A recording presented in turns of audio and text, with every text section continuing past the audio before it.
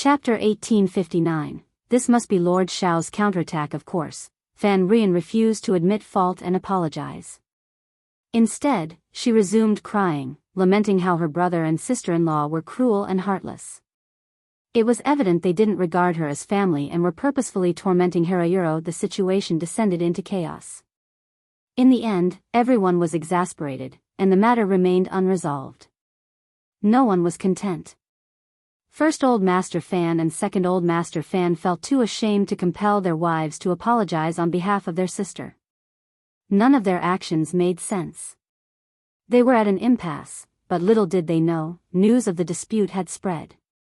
The following day, thugs descended upon the Fan family's rice shop, silk shop, restaurant, and several other establishments, disrupting business operations. The shopkeeper, known for his temper, clashed with the intruders, further aggravating the situation. He reported the incident to the authorities, but help arrived slowly from the yamen. By the time officials arrived, the troublemakers had dispersed. Instead of apprehending them, the officials interrogated the shopkeeper with grave expressions.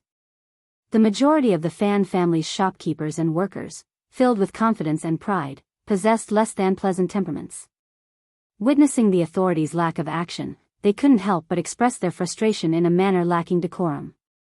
In the end, the officials erupted in anger, chastising them for being too arrogant and lawless. It became evident that the Fan family was just as haughty. If they were so superior, why not don their official attire and act as they pleased within the government office? The shopkeeper and his assistants were utterly bewildered by the situation. It dawned on them only then that the prefect was no longer the prefect, and the government office had undergone a transformation. Quickly, they offered profuse apologies, trying to rectify the situation. They were scolded without cause and warned to conduct themselves as businessmen, to eschew arrogance and domineering behavior. After all, being amiable was the key to profitability, wasn't it? The officials' tyrannical and unreasonable behavior before them hinted at how they might treat ordinary customers. Even if it was a shop belonging to the prestigious Fan clan, they were expected to adhere to established regulations. An's prefecture city was not theirs to dictate terms in euro. These words were spoken publicly, and countless bystanders absorbed them. The shop assistant felt dumbfounded and a tad fearful. He couldn't fathom why these officials were behaving so audaciously in the esteemed Fan family's establishment. Why didn't they show him any respect? However, the shopkeeper grasped the gravity of the situation and grew uneasy. It was clear that the main branch had somehow offended the former prefect. This was ominous. Bowing deeply, the shopkeeper issued apologies, eager to usher the officials away swiftly. He dared not meet the gaze of onlookers or engage in hushed conversations. After entrusting the shop to his staff, the shopkeeper hastened to the Fan family residence to deliver his report. Still unaware of the events transpiring, the family needed to be informed promptly, regardless of the importance of the matter. They needed a strategy. Several other shopkeepers had the same notion. It felt somewhat awkward for everyone to convene at the main household. As they exchanged accounts of what had occurred, an air of unease settled over the group. The hearts of First Old Master Fan and Second Old Master Fan sank. This was undoubtedly Lord Xiao's retaliatory strike. Madame Xiao had been mistreated and embarrassed, prompting Lord Xiao to launch a swift counteroffensive against the Fan family. Otherwise, it was too coincidental for those troublemakers to disrupt business at the Fan family shops today. Dependent on the government for their livelihoods, those thugs wouldn't dare disregard the casual, indifferent hints from a constable. Chapter 1860. Clearly a troublemaker. Furthermore, highway robbery seemed to be a favored pastime for those scoundrels. It wouldn't do to air their dirty laundry in public. How could First Old Master Fan and Second Old Master Fan confess to the shopkeepers that their sister had provoked Madame Xiao, leading to her retaliatory actions? All they could do was offer reassurance to the shopkeepers, urging them not to fret. If the issue wasn't significant, the Fan family would resolve it swiftly. However, to forestall any potential trouble, they would advise their employees to be more alert and proactive. Moreover, they should strive to avoid confrontation. If troublemakers showed up, they should be promptly escorted off the premises, regardless of the cost. Upon hearing this, the shopkeepers grew increasingly uneasy. They were astute individuals who could discern that something significant must have occurred. The more evasive their employer's responses, the graver the situation. Exchanging glances, the shopkeepers refrained from asking further questions. With the proprietors adopting such a stance, even if they inquired, they wouldn't receive the true reason. Thus, they resigned themselves to following their boss's instructions. Once the shopkeepers had departed, the expressions of the two old masters of the Fan family soured, their anger bubbling to the surface. How could this happen? Why are you so surprised? Second old master Fan cast a glance at his elder brother. That's Madame Xiao for you. Can Lord Xiao tolerate someone bullying or humiliating his wife? It's no different from a slap in the face. And perhaps he's harbored animosity toward our family for some time. This time, he even went out of his way to give them a handle against Himeyuro's sister-in-law. May have a point. Sigh. But was she really a sister? She seemed more like a troublemaker. It wasn't just a matter of tolerating or despising her, it was about acting in the family's best interest. She'd always been headstrong, disregarding the consequences of her actions. In the past, that was acceptable. After all, in Anne's province, the Fan family didn't need to kowtow to anyone. Even now, they didn't need to. Except for Lord Xiao, who was different from previous prefect lords. But to provoke someone they couldn't afford to offend? Wasn't that reckless? What could the Fan family do? Lord Xiao had wealth, power, and held a significant government position. Did she lack common sense? The brothers couldn't speak ill of their sister too much. After a sigh and some discussion, they sought out their mother. Old Lady Fan was both shocked and furious upon hearing the news. This Lord Xiao is despicable. He's abusing his authority for personal vendettas, using his position to exact revenge. Is there no justice in this world? Does he think the Fan family is an easy target? The two brothers exchanged silent glances. It seemed they understood the roots of their sister's temperament. Blaming her alone wasn't entirely fair. Mom, let's handle this quietly. Don't spread the word. Lord Xiao might not be involved, First Old Master Fan suggested. Humph. Old Lady Fan scoffed. Do you think I'm naive? I can see through it. First Old Master Fan rubbed his tired forehead. Even if that's the case, without evidence, accusing an official falsely is a serious offense. When Lord Xiao sends officials to our door to arrest or punish, it'll be within his rights. Old Lady Fan was about to rail against Lord Xiao, but she halted, realizing that Lord Xiao was quite audacious. Chapter 1861, Is the Fan family that shameless? Is there no one who can rein him in? Old Lady Fan expressed her dissatisfaction. Then, a sneer crossed her face. He's just a disgraced official banished from the capital. I've heard he's clashed with the nobility there and holds a middling position. Who doesn't know his background, and who fears him? Prepare a lavish gift and head to Huaishi province to meet the Lord. Let's see how he reacts when we bring Lord Xiao down. I'm curious to know. The two old masters exchanged puzzled glances. What was their mother thinking? Anne's province was the most remote region in Huaishi province, separated by rugged mountains and difficult terrain. It had long been infested with bandits, earning a reputation as a lawless area. The provincial capital rarely paid it any attention. Even taxes were scarcely collected. The local officials were hardly ever bothered unless something major happened. Sending them to the provincial capital to confront the prefectural magistrate seemed like a fool's errand. The magistrate would likely be grateful as long as nothing went wrong in Anne's province. Touching the affairs of Anne's province would be the last thing on his mind. It seemed rather impractical and futile for the Fan family to try to assert themselves in this manner. The Fan family held considerable influence in Anne's province, but their power didn't extend as easily to the provincial capital. Gaining access to the prefectural magistrate's office, let alone influencing his decisions, would be no simple feat. Had their mother lost her senses? First Old Master Fan and Second Old Master Fan felt a heavy sense of dismay. What was driving their mother to confront the prefect lord so boldly? Was she prepared to engage in a battle of wills with such a powerful figure? Mother, We must consider this carefully, First Old Master Fan began, attempting to reason with her. Our family lacks the necessary connections with the prefect lord. It won't be easy to sway his decisions. We need to approach this situation with caution. Old Lady Fan's tone turned icy. I understand your concerns. You think him being meddlesome and rash. But can't you see that Prefect Xiao is deliberately targeting our family? First, he detained you, then he imposed a hefty fine. Madame Xiao is clearly stirring up trouble and using it as an excuse to interfere with our family's business. Do you truly believe that a mere apology will suffice? I agree, Second Old Master Fan interjected. This prefect seems incredibly vindictive. He won't be satisfied until he sees the downfall of our family.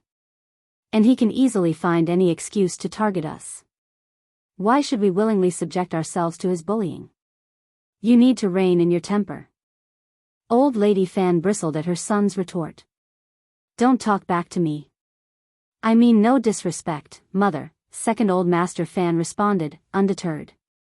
But let's be honest. We tried to keep this matter low-key, but it got out somehow. It's not surprising that we faced consequences. Besides, if Rian hadn't impulsively intervened at yesterday's banquet, things might not have escalated to this extent. Enough of your lectures. Old Lady Fan snapped. I apologize, mother. I'll stay out of this matter as well, Second Old Master Fan conceded. But regarding your suggestion for elder brother to visit the provincial capital, I must dissent. It's not so simple to gain access to the magistrate's office. We risk only inviting further humiliation. Chapter 1862, I'm not going. This isn't just about humiliation. It's likely to cost us a considerable amount of money, with no guarantee of a favorable outcome. Prefect Xiao may be reasonable, but who knows what kind of person the Lord Prefect is, remarked Second Old Master Fan, expressing his concerns. Old Lady Fan's anger flared. You? Are your wife behind this? How dare you speak to me like that? You ungrateful son. The accusation caught Second Old Master Fan off guard. Mother, what are you implying? I haven't discussed this matter with her at all. And she wouldn't have the audacity.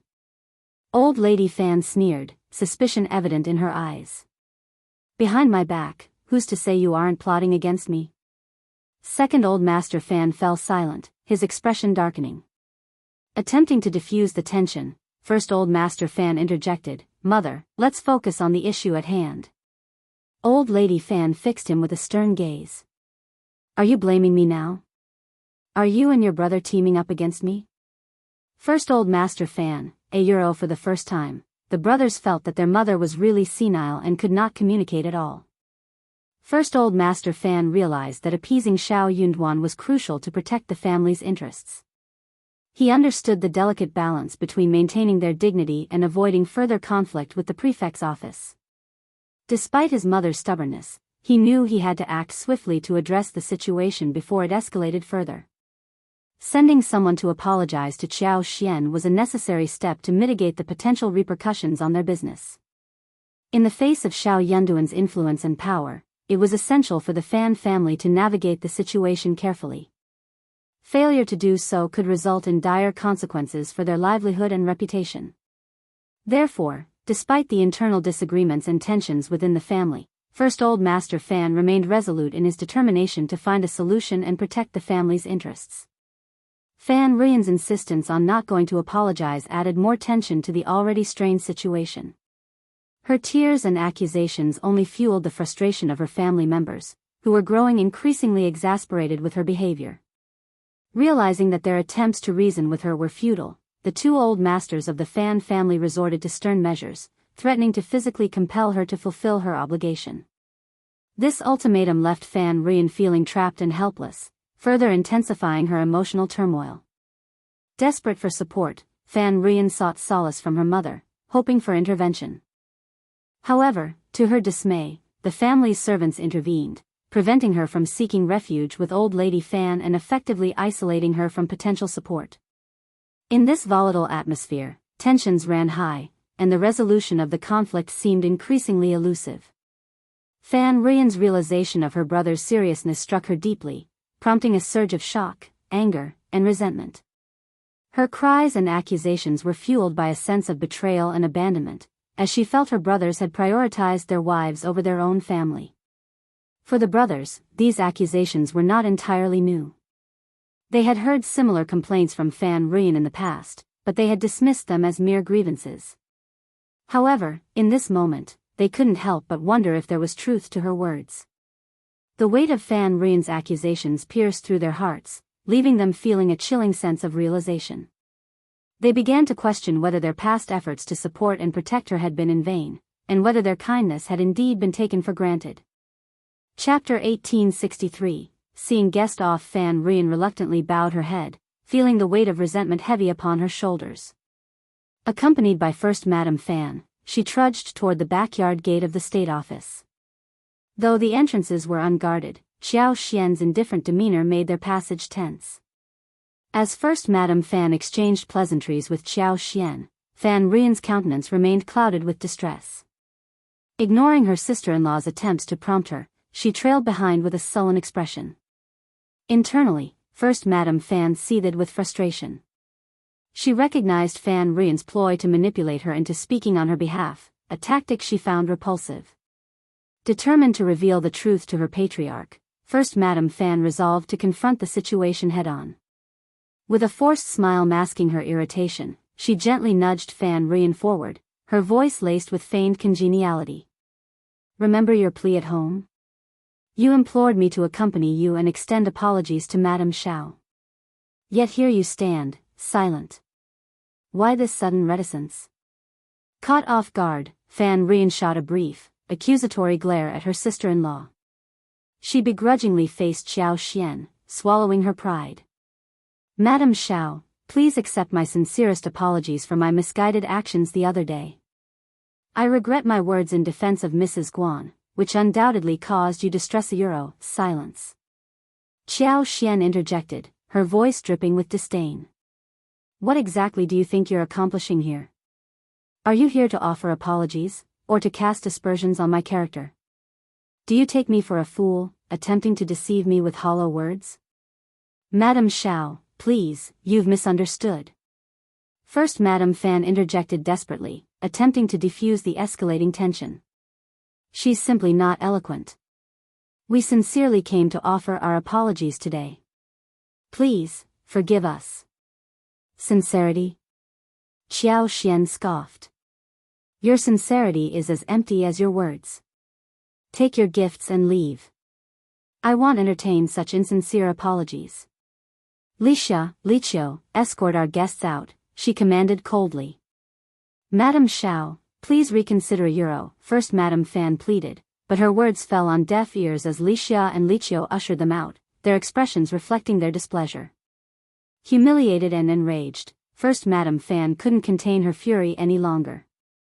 As they boarded the carriage, her frustration boiled over, and she delivered a resounding slap to Fan Rian's cheek. Fan Rian recoiled in shock, her eyes wide with disbelief. Enough." First Madam Fan snapped, her finger pointed accusingly. "This is all you're doing. If harm befalls the Fan family, it's because of your reckless words. You've brought nothing but chaos upon us. I knew this day would come."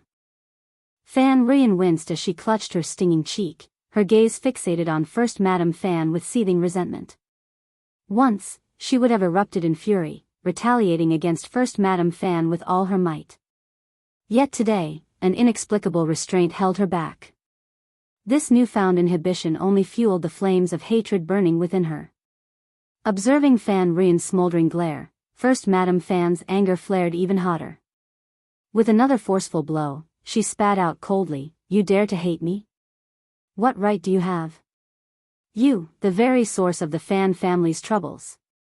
Fan Rian's trembling intensified, torn between her raging impulses and a newfound fear.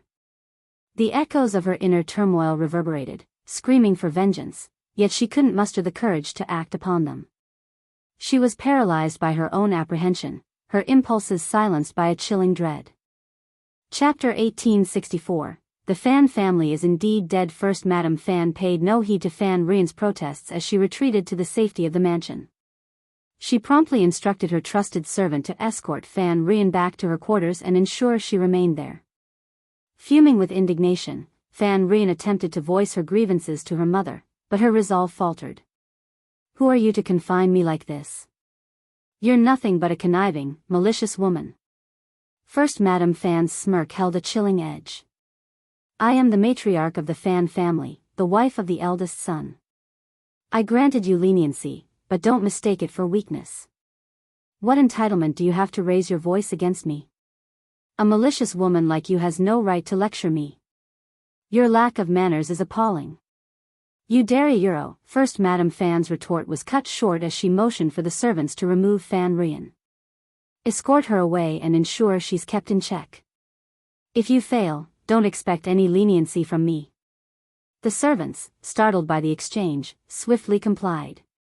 They understood that despite Fan Rian's status, First Madame Fan held the authority as the rightful mistress of the Fan family. Meanwhile, First Madame Fan approached First Old Master Fan with a somber expression, recounting the events with a sense of dismay. Upon hearing her account, First Old Master Fan's temper flared. He couldn't help but question his decision to allow Fan Rian to apologize. It seemed she had transcended mere stubbornness and ventured into sheer folly. How could they possibly save face for Madame Xiao? Li Xia and Li Qiu fumed in the east courtyard of the prefect's residence, their voices laced with indignation. Qiao Xian's smile was tinged with satisfaction. It appears the downfall of the Fan family is inevitable. With Fan Rian's abrasive demeanor, it was no surprise how many enemies she had accrued over the years. She seemed destined for comeuppance. The Fan family, though esteemed in An's province, was not without its transgressions. Their reputation for fairness was dubious, especially with Fan Rian's involvement. Xiao Yunduan and Xiao Xian felt little remorse about taking action against them. Their vendetta against the Fan clan would serve as a cautionary tale. In contrast, Mrs. Guan, despite her own troublesomeness, exercised more discretion. Following the banquet debacle, she wisely refrained from stirring further trouble. Too intimidated to confront the Fan family directly, she opted to keep her distance. Without solid evidence, her grievances would likely fall on deaf ears. Neither Qiao Xian nor Xiao Yunduan could intervene on her behalf, and Mrs. Jia remained steadfast in her own convictions. Without irrefutable proof, Mrs. Guan's plight remained unresolved. In plain terms, the lawsuit was a mess, mired in ambiguity and subjectivity. Its outcome hinged solely on the whims of the higher-ups.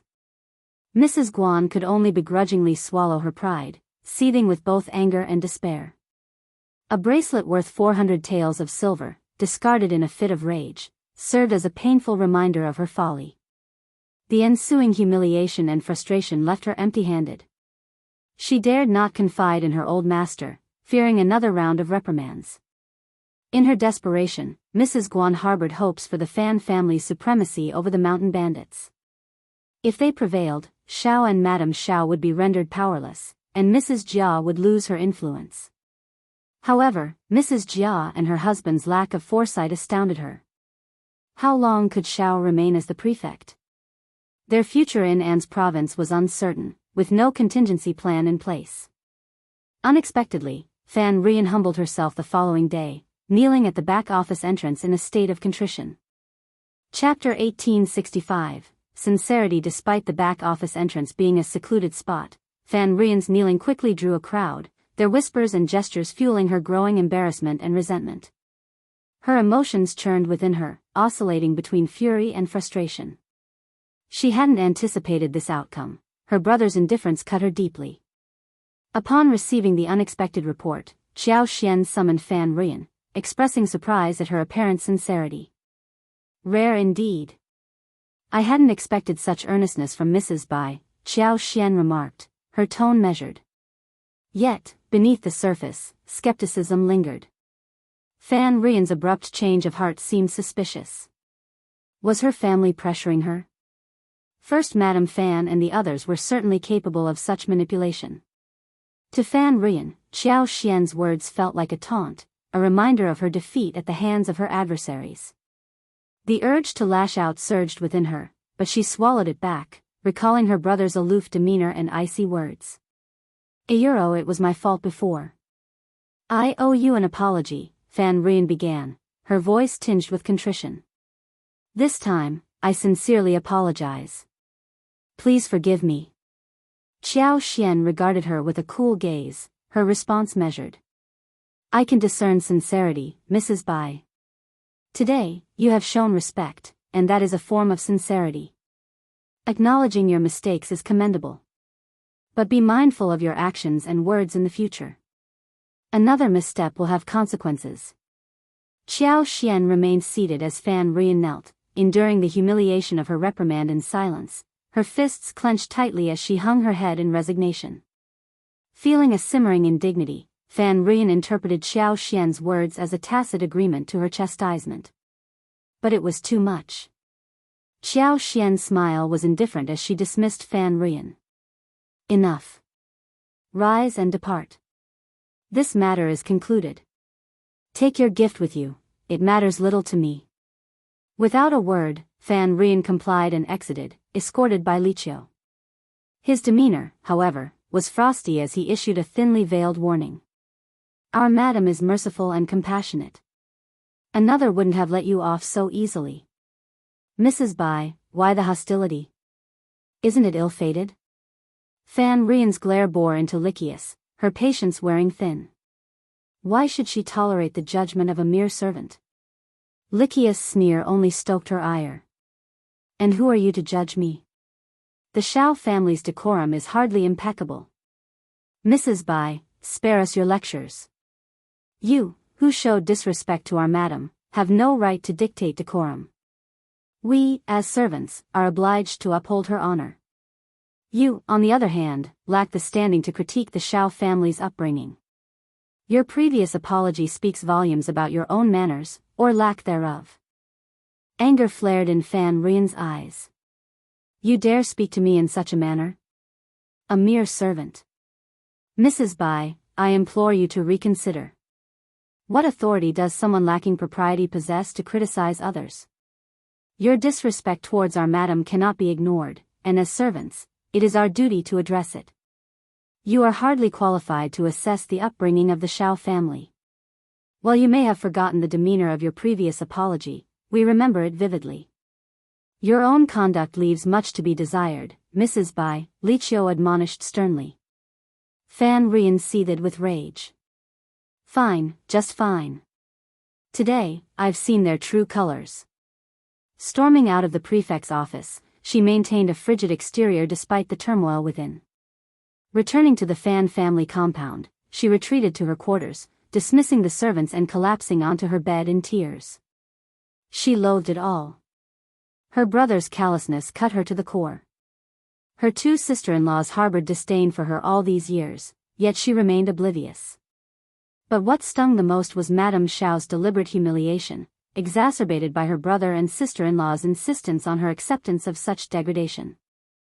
Chapter 1866. Battle in the giant rock gorge. An's province wasn't a place they should linger, yet circumstances compelled them to remain. Fan Rian's tears flowed unabated, fueling her deep-seated hatred. As her anguish intensified, a glimmer of ruthlessness sparked in her eyes.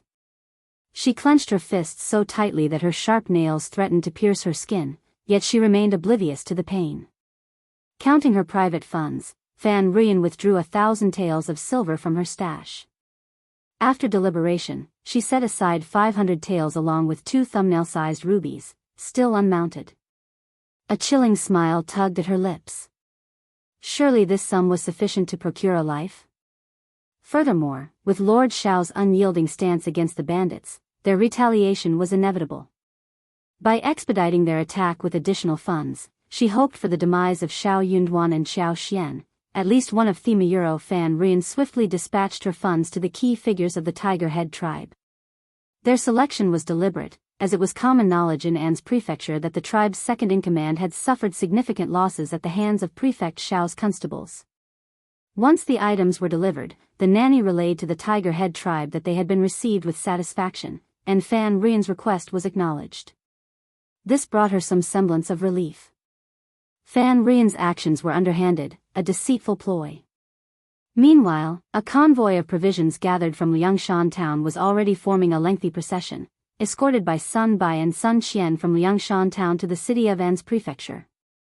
The three villages eagerly awaited their chance to strike Euro in the giant rock gorge. The ensuing battle was unexpectedly fierce.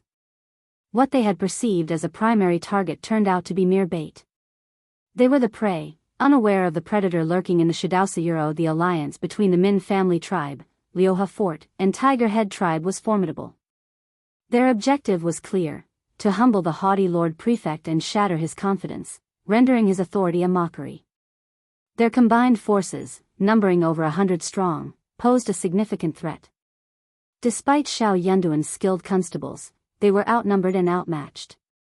Aware of the ineptitude of the bailiffs in An's province, the three villages believed victory would be swift once they overpowered or eliminated Xiao Yunduan's constables.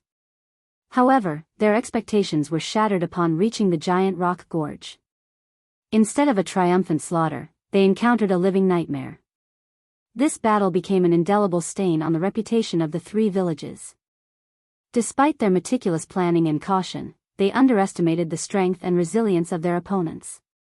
The bailiffs proved to be a formidable force, quickly regrouping and coordinating their efforts against the attackers.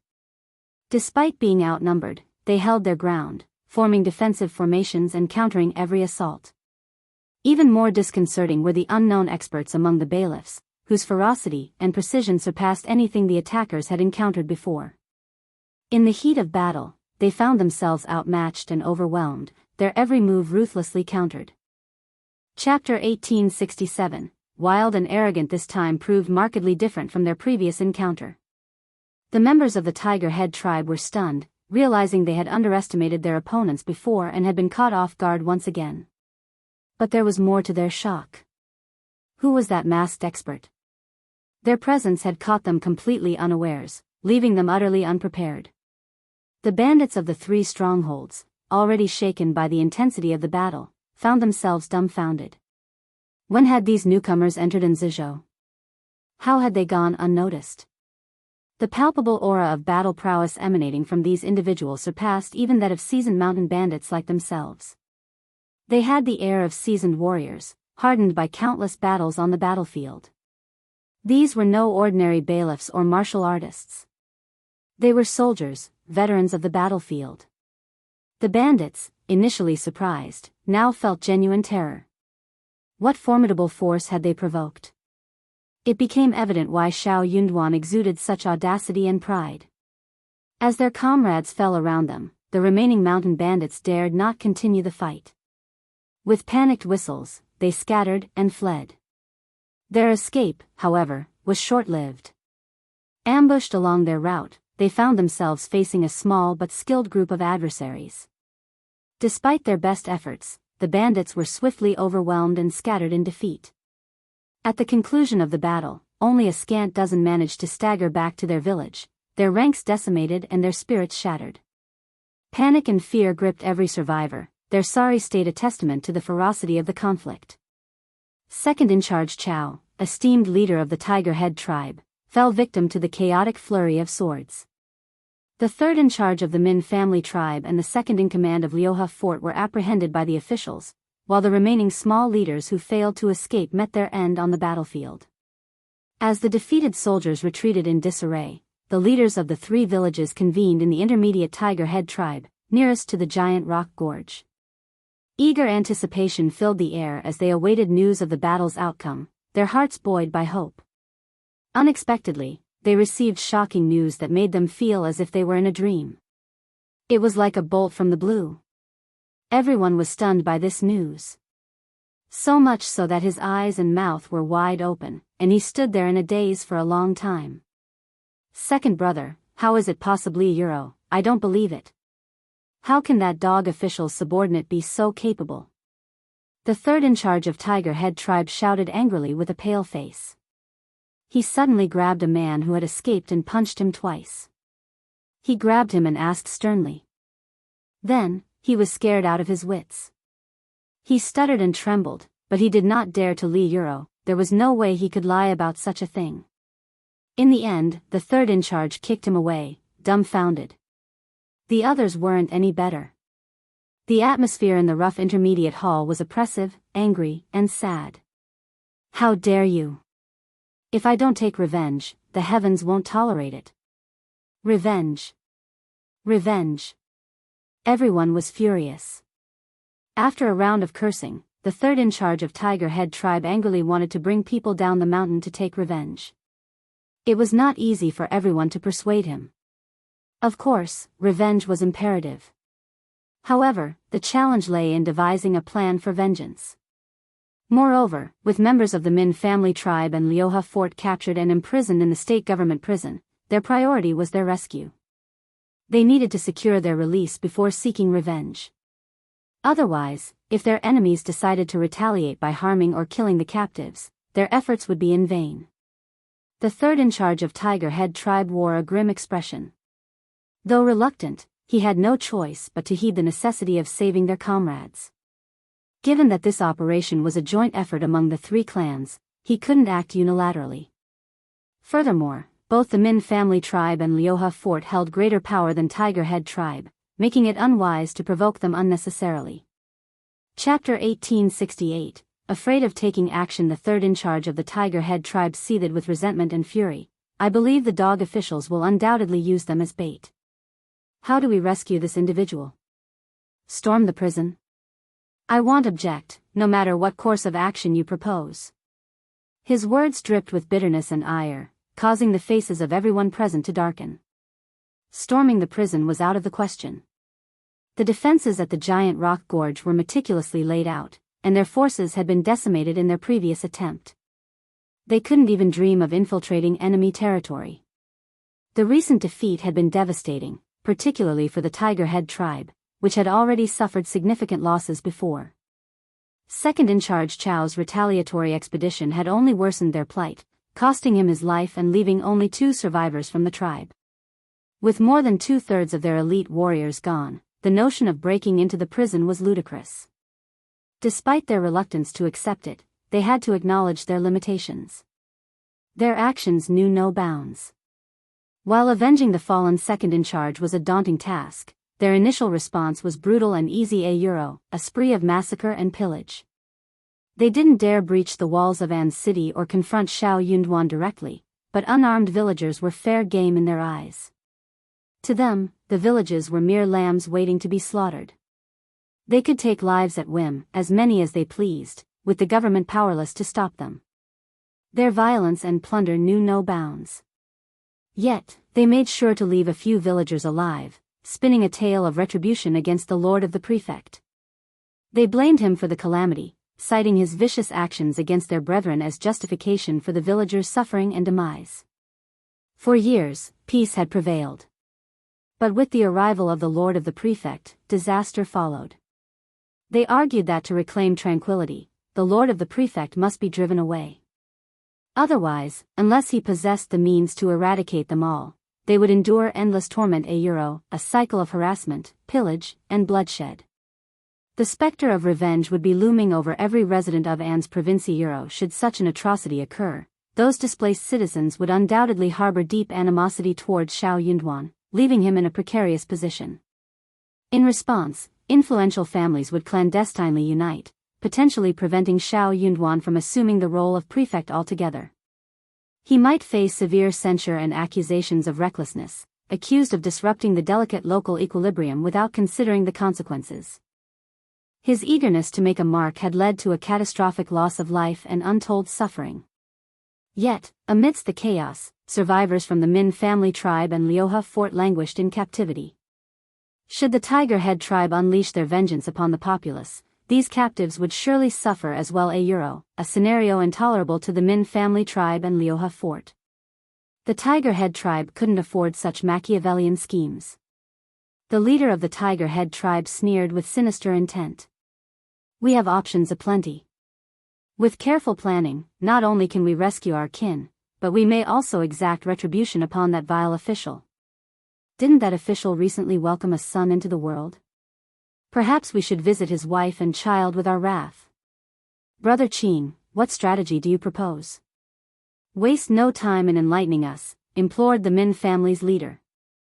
Chapter 1869, Method Brother Qing spoke up. That woman from the Fan family reached out to us just 2 days ago. Let's seek her out once more. And Deputy Prefect Guan is known to be approachably Euro. His words left everyone stunned, but gradually, their eyes sparkled with understanding. The news of the bloody skirmish at Giant Rock Gorge quickly permeated An's prefecture city. While the common folk rejoiced, the various families trembled in fear, resigned to accepting the grim reality.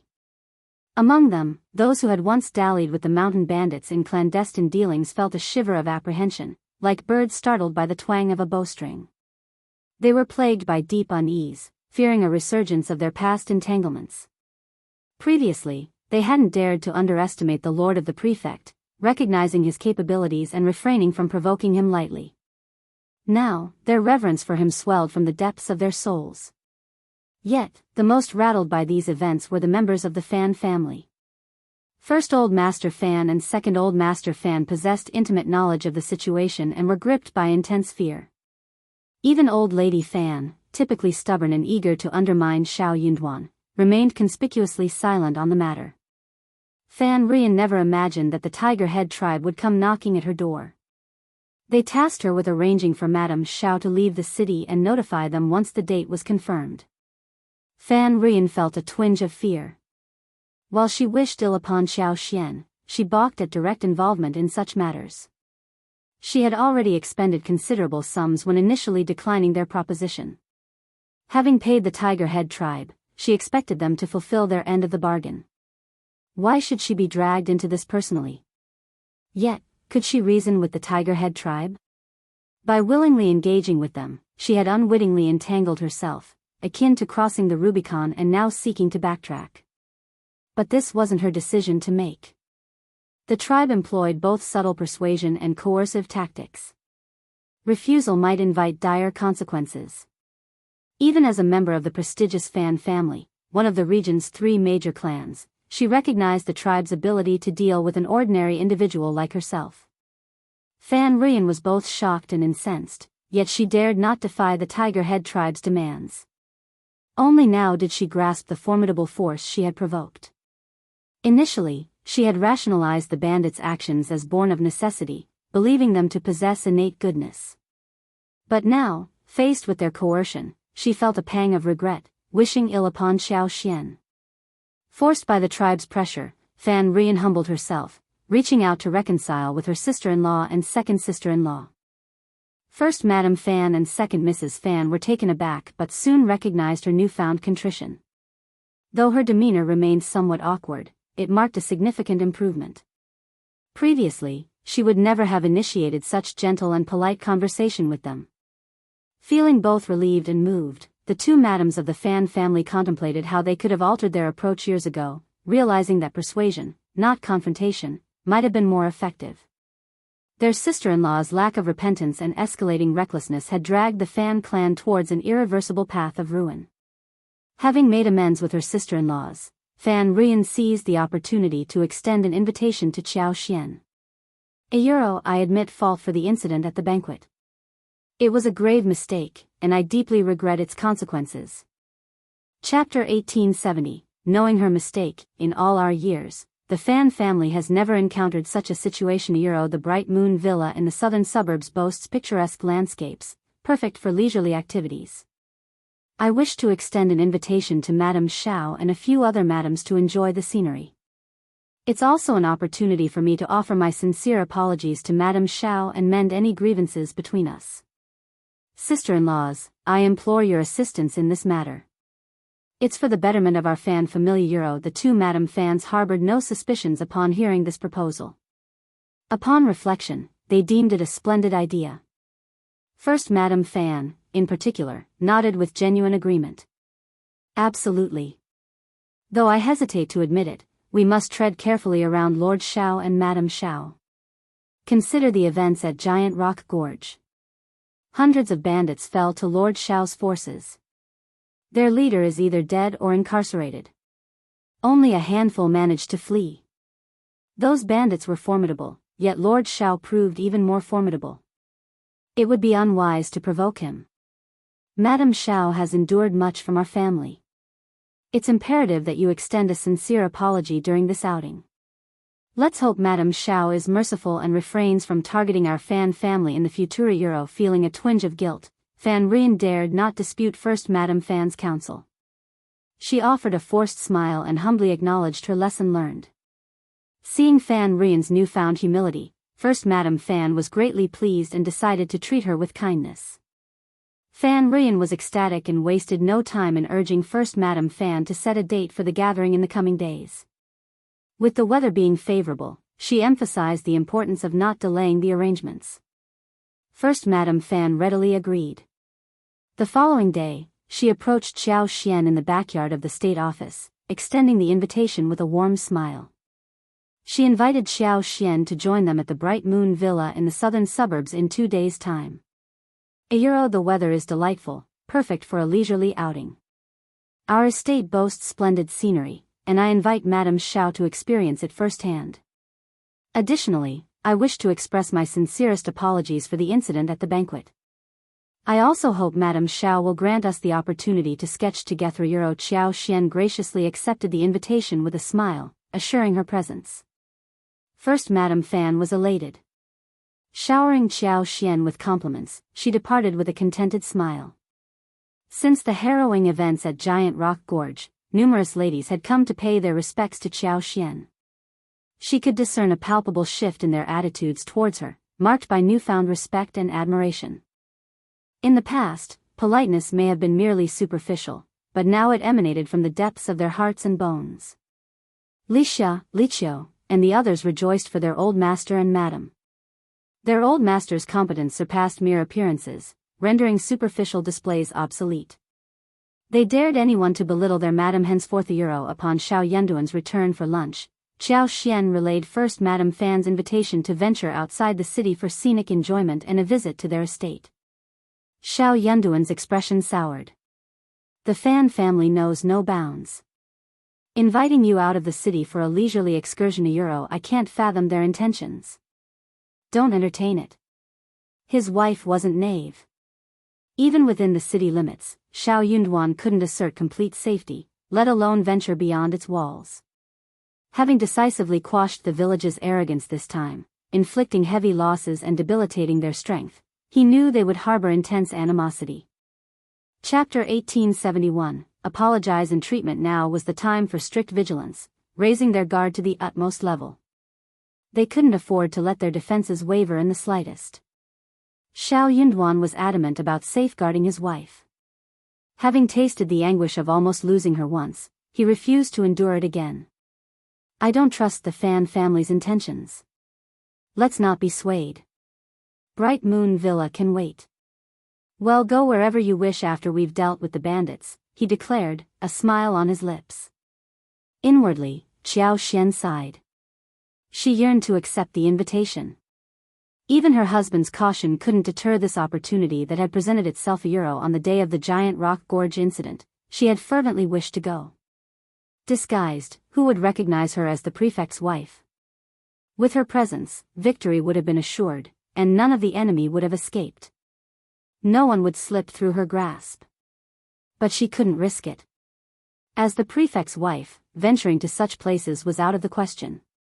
Thus, she could only await news anxiously in the government office alongside Xiao Yunduan, who shared her apprehension.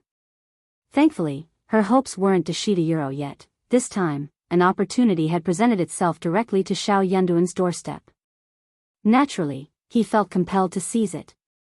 Xiao Xian tugged at Xiao Yunduan's sleeves, pleading, "Husband, please let me go. I can have Ai accompany us with some men.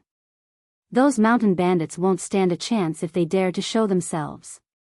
And with prisoners in the state office's jail, they wouldn't dare to make a move.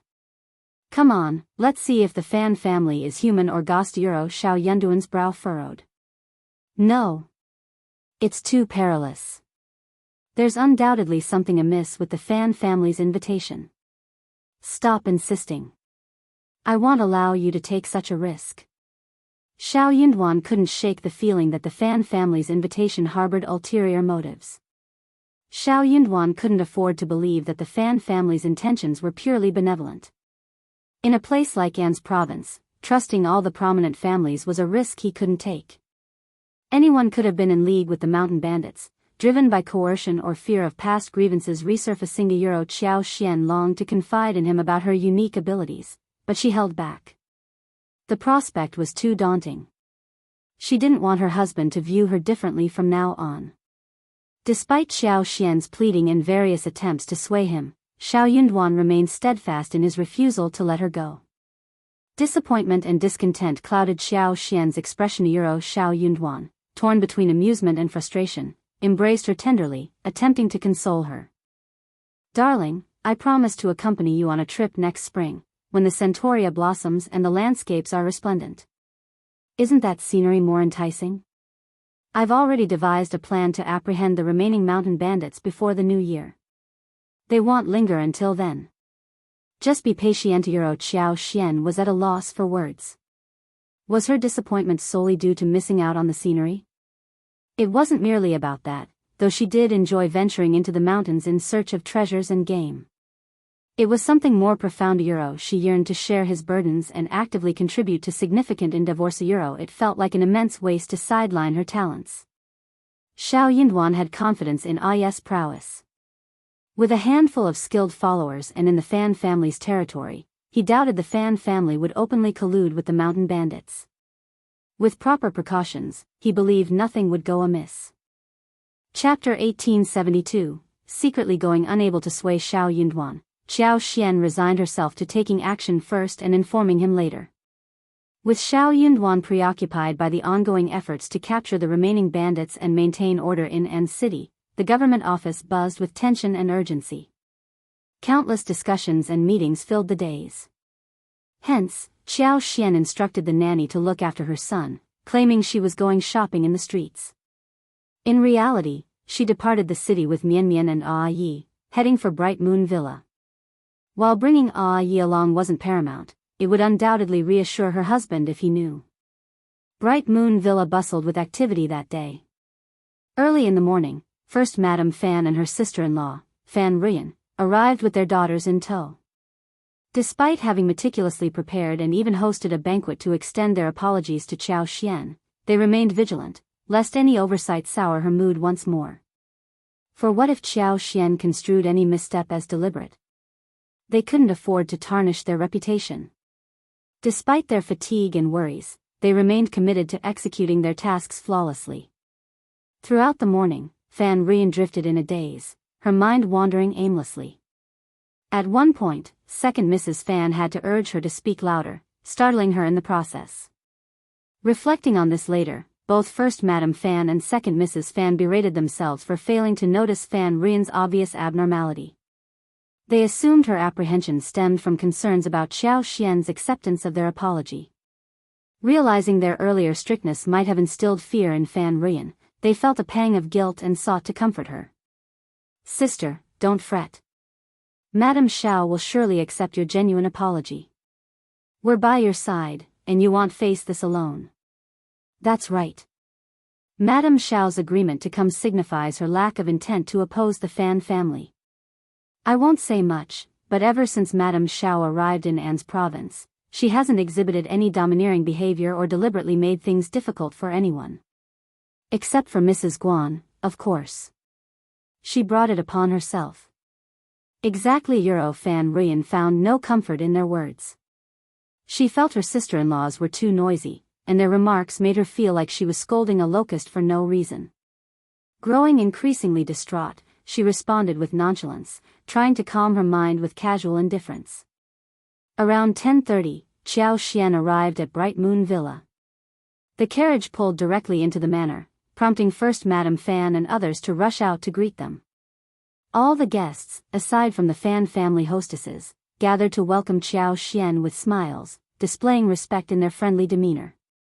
Noticing this, Xiao Xian felt a mixture of amusement and emotion. She was even prouder. Her husband's influence was so significant that he could finally command the respect of these people. However, this was just the beginning. The ordeal was far from over. This was the most critical moment, with no room for error.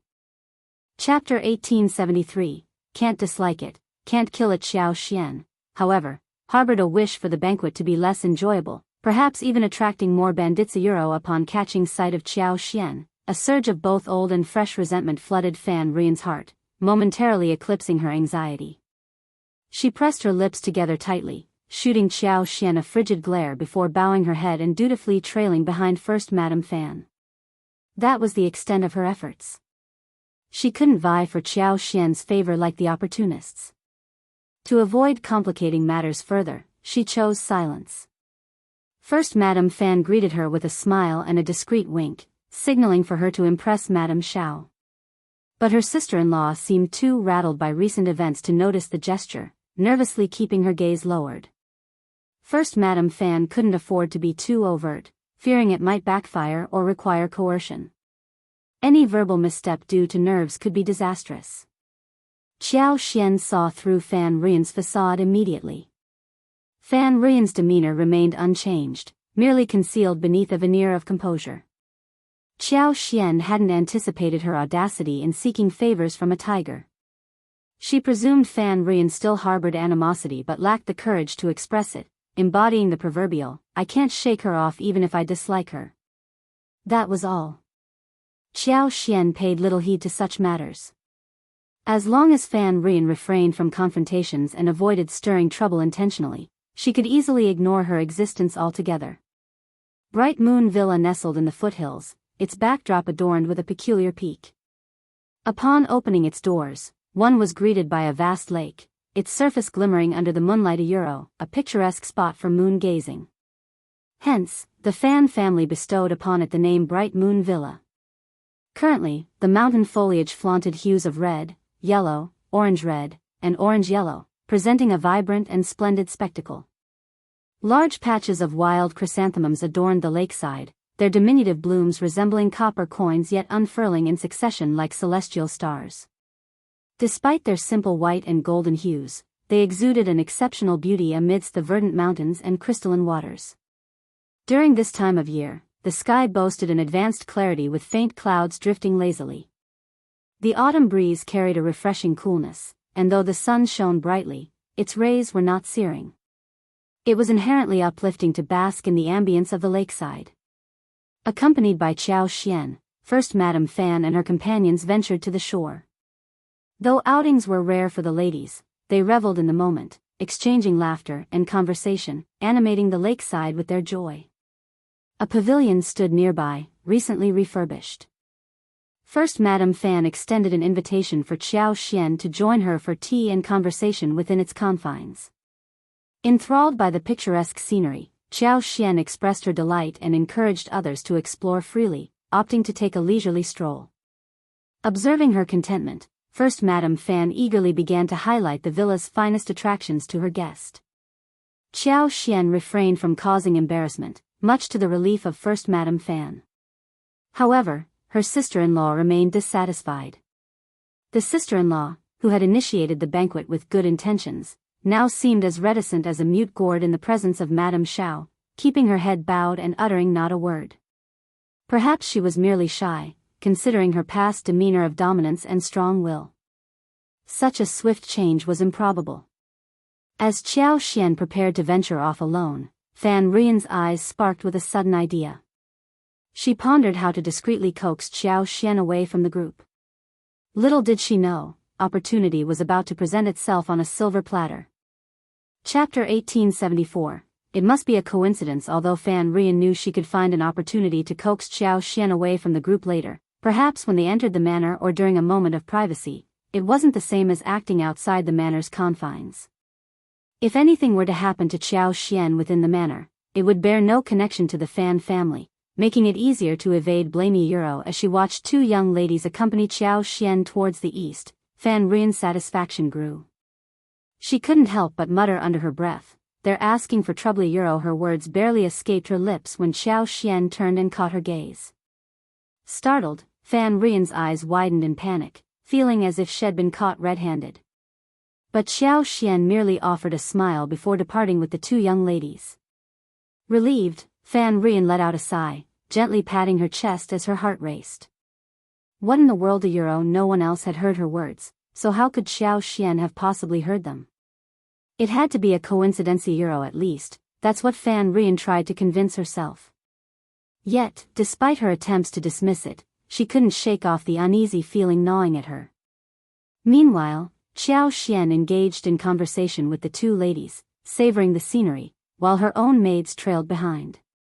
Activating her powers, she extended her divine senses and soon detected a group of individuals less than 1,000 meters away. There were 8 in total, clad in nondescript cotton and peasant attire, but their furtive, bandit-like demeanor betrayed their true nature. It appeared the Fan clan was indeed up to no good. Their disregard for her husband was evident, otherwise, why would they act so recklessly? Listening in on their conversations was unbearable. They spoke as though she was already their captive audience. Xiao Xian had no intention of wasting any more time. Maintaining the facade of enjoying the scenery, she unleashed her powers. Suddenly, the mountains trembled and the earth split open. Before the intruders could even react, they were struck unconscious by falling debris, silenced before they could comprehend what had transpired. The cacophony of falling rocks startled Xiao Xian and her companions, prompting screams that soon drew first Madame Fan and the others to the scene. Madame Xiao. What's happening? Are you all right? First Madame Fan's concern was palpable, fearing any further incidents might provoke Xiao Xian's wrath against the Fan family. A disastrous outcome. Nervously, Xiao Xian gestured towards the distance. We were simply admiring the scenery when a landslide occurred. We should send some people to investigate. Ah Yi, who had been observing from afar, approached cautiously upon hearing the commotion. However, he maintained a respectful distance from the women. Upon receiving Xiao Xian's instruction, he nodded. Of course, madam. The two startled ladies, still recovering from the shock, expressed their lingering fears to Xiao Xian, who reassured them with a comforting smile. With no time to spare, first Madame Fan swiftly organized a group of servants to accompany her. Madame Xiao, landslides are not uncommon in these mountains, she reassured, hoping to allay any concerns. Chapter 1875, Instant Removal. It's not uncommon for soil to give way, rocks to tumble down, trees to snap, or sudden flash floods. As long as it doesn't directly affect us, no matter how tumultuous it gets, it's manageable. I didn't anticipate scaring you today. I apologize, Madame Xiao. Please forgive me. Xiao Xian shook her head with a reassuring smile. First Madame Fan, you're not to blame. It wasn't intentional, and am not one to hold grudges. How could I fault you? Please, don't apologize. Laughter rippled through the group, easing the tension. Madame Xiao's rationality and understanding were apparent. Fan Rian's lips twisted in a silent sneer of disdain. Who couldn't speak prettily on the surface? But who could discern their true intentions? This person had always been adept at sweet talk, like a blooming lotus. It wasn't news to anyone. Weren't these people a bit too trusting? First Madame Fan playfully chided, Madame Xiao, you truly are generous. I feel ashamed of my pettiness. The teasing banter lightened the mood further, dispelling the earlier solemnity and tension. Seizing the moment, first Madame Fan extended an invitation to Xiao Xian with a warm smile. It's almost lunchtime. Shall we head inside? The dishes may be simple, but they're made with fresh ingredients. Please, join us, Madame Xiao. She harbored genuine fear of another mishap, finding solace in the safety of the manor's area. This sentiment resonated with the group, garnering unanimous agreement. Xiao Xian, with a smile, remarked, exploring the wild can be intriguing, and freshness is indeed a precious commodity. First Madame Fan, your humility is commendable. We are fortunate today. However, I can't help but feel compelled to uncover the truth. Let's wait and see what transpires. Despite First Madame Fan's reluctance, Xiao Xian's insistence left her with little choice but to acquiesce. Some among the group, fueled by curiosity, opted to stay and observe. They craned their necks, whispering among themselves in anticipation. Residing in a mountain town, they were no strangers to occasional mountain collapses, often triggered by prolonged heavy rain. However, such occurrences typically had a discernible cause. Before long, two maidservants rushed over, their expressions unreadable from a distance but clearly fraught with anxiety and urgency. Ah, did something really happen? I don't know. It looks like Euro, Euro. First Madam Fan's heart skipped a beat. First Madam. First Madam. Something is wrong. The two maidservants finally ran over, out of breath. A collective gasp swept through the group. First Madam Fan's ire flared. Mind your manners. What's the matter? Why are you alone? Where are the others? The two maidservants stiffened, their expressions growing tense before hastily responding. There's been a massive collapse nearby. Several individuals are unconscious, some partially buried and unresponsive. The others are stationed there. Ai instructed us to inform and summon additional help. Indeed, indeed. Panic ensued. What?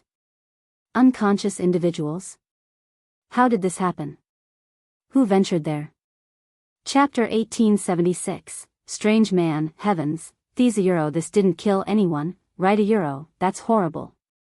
Hurry up and tell us what happened. True. Euro. Xiao Xian's voice cut through the tension, commanding attention. Everyone, quiet down. First Madam Fan, dispatch servants to aid them. Ai wouldn't alarm us without cause. There must be a reason behind his actions. You two, recount everything from start to finish. Don't hold back. First Madam Fan's thoughts whirled with apprehension. She swiftly instructed the maids to summon help, then turned her gaze to the two maidservants. The assembled group fell into a hushed silence, fixating on the maidservants with unwavering attention. The two maidservants hesitated momentarily before relaying their account. Euro. As we approached, we witnessed the mountain rocks cracking, followed by a massive landslide. 8 men lay unconscious, some partially buried in the soil. It was a distressing sight. Euro. All 8 appeared to be middle-aged, clad in ordinary attire, and unfamiliar to us. It's puzzling how they ended up there. Euro. A veil of suspicion shrouded the onlookers as they subtly scrutinized First Madam Fan. The proximity of the collapse to their scenic spot raised doubts about the stranger's presence. Were these truly unrelated individuals, as the maids claimed, or was there more to the story? Who could say if they were being truthful? Luckily, Madame Xiao's own servants had accompanied them. Otherwise, if those who went over were all from the Fan family, they might have kept it under wraps. Euro. But if these individuals were indeed invited by the Fan clan, what was their intent? What did the Fan clan have in mind? Regardless, the situation felt unsettling, and it likely involved the Fan clan. Unease rippled through the group, prompting a collective desire to depart promptly. As long as the Fan clan refrained from meddling, it was tolerable. Observing the unease among the attendees, First Madam Fan couldn't help but inwardly lament. She wasn't concerned about others' opinions, but she fretted over Xiao Xian's suspicions. Madam Xiao, this is truly peculiar. We wouldn't dare deceive you. The Fan family is as unaware as you and the other ladies. Please don't worry. I'll provide you with a thorough explanation. Xiao Xian regarded her solemnly. I trust you implicitly. There's no need for explanations. Those strangers are undoubtedly up to mischief. I'll instruct Ai to escort them back for interrogation by our lord. What say you, First Madam Fan? First Madam Fan felt a lump form in her throat. Instinctively, she wanted to protest, fearing any potential implications for the Fan family. However, Xiao Xian's rationale struck a chord, and more significantly, her esteemed status left little room for dissent. Madame Xiao is absolutely correct. Entrusting this matter to the authorities for investigation is the prudent course of action. Otherwise, none of us would find peace of mind. I must apologize profusely. I never anticipated that inviting Madame Xiao for a scenic outing would lead to this unforeseen circumstance. Xiao Xian's gentle smile reassured her. It was merely an unfortunate accident. Chapter 1877, Too Strange. She cast a meaningful glance at the assembled group. Once this matter is resolved, the authorities will make an official announcement. Until then, no one should engage in speculation or spread rumors. Any adverse consequences resulting from such actions will be thoroughly investigated by the government. The madams nodded in stunned agreement, swiftly heeding her directive. First Madame Fan conveyed her gratitude to Xiao Xian with a grateful glance. With matters settled, there was little reason for Xiao Xian to linger. Those who asserted that her youth precluded divorce might miss her, necessitating her return to the city for another meeting at a later date. First Madame Fan didn't dare insist on her remaining. Instead, she smiled warmly and escorted Xiao Xian to the waiting carriage. Once Xiao Xian departed, the other ladies followed suit, vacating the scene. Before long, the area was deserted. With the aid of the Fan family servants, the 8 individuals were swiftly bound and placed into a carriage. Yi then led them away. Accompanied by First Madame Fan, Second Mrs. Fan, and Fan Rian, along with a contingent of servants, they inspected the site of the collapse. The 2 maidservants who had initially reported the incident spoke truthfully. A significant portion of the hill had indeed collapsed, leaving behind a mound of rubble and scattered vegetation.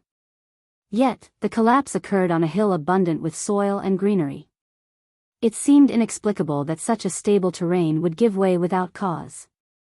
This is truly baffling. Fan Rian was tempted to seize the opportunity to disparage Xiao Xian, perhaps insinuating something along the lines of, her presence attracts misfortune, but she hesitated. Her current demeanor restrained her from such slanderous remarks. First Madame Fan and her attendants deliberated to no avail, ultimately resigning themselves to the conclusion that it was an unforeseen accident. In the wagon, Xiao Xian grappled with confusion. Could she have been mistaken? During the maidservant's explanation, she had scrutinized Fan Rian's reaction closely. Yet, Fan Rian appeared genuinely surprised and perplexed, devoid of any guilt or unease. Something didn't add up. Xiao Xian couldn't fathom that someone as transparent as Fan Rian could conceal her emotions so adeptly. Perhaps Fan Rian hadn't even considered the possibility that the unfamiliar men were mountain bandits. Upon reflection, this seemed to be the only plausible explanation. Xiao Xian chuckled in disbelief, but soon, a sigh escaped her lips as she rubbed her temples. He had left the city with such determination, catching her husband off guard, only to return and likely face his reprimand. Considering her options, Xiao Xian couldn't devise a suitable strategy to evade his scolding, so she resigned herself to her fate. As expected, upon her carriage's arrival at the state government office's backyard, her husband stood there with an inscrutable expression, hands clasped behind his back, awaiting her. Xiao Xian's scalp tingled with nerves. Mustering a smile, she greeted him, "Husband, you've been waiting for me." His response only exacerbated her anxiety. Attempting to appear composed, she flashed a bright smile. "As you can see, I've returned safely. There was an incident at Bright Moon Villa, and I swiftly discerned that something was amiss, hence my prompt return home." Chapter 1878, his lesson. Xiao Yunduan's expression tightened as Xiao Xian spoke. "Really? Should I compliment you?" he asked, his tone laced with a hint of sarcasm. "No, no." Xiao Xian quickly shook her head, a flattering smile on her lips. "There's no need for that. I know I was wrong. I won't ever sneak out of the city again. This time, I just wanted to see what the Fan family will do, and they'll be cautious." "Cautious?" Xiao Yunduan's anger flared. "You know what kind of family the Fan family is. You know how arrogant and domineering Fan Rian and Old Lady Fan can be. How could you risk it? Even if you're cautious, you're stepping onto their territory. What good will that do? If something were to happen, even if she sensed danger, could she handle it? Help from afar wouldn't reach in time. The news would spread, and he wouldn't be able to rush to her aid." Just the thought made him shudder, a cold sweat breaking out. It would drive him insane. "Yes, you're here too." Xiao Xian had never seen Xiao Yunduan lose his temper like this, realizing she shouldn't have provoked him, but she couldn't help herself.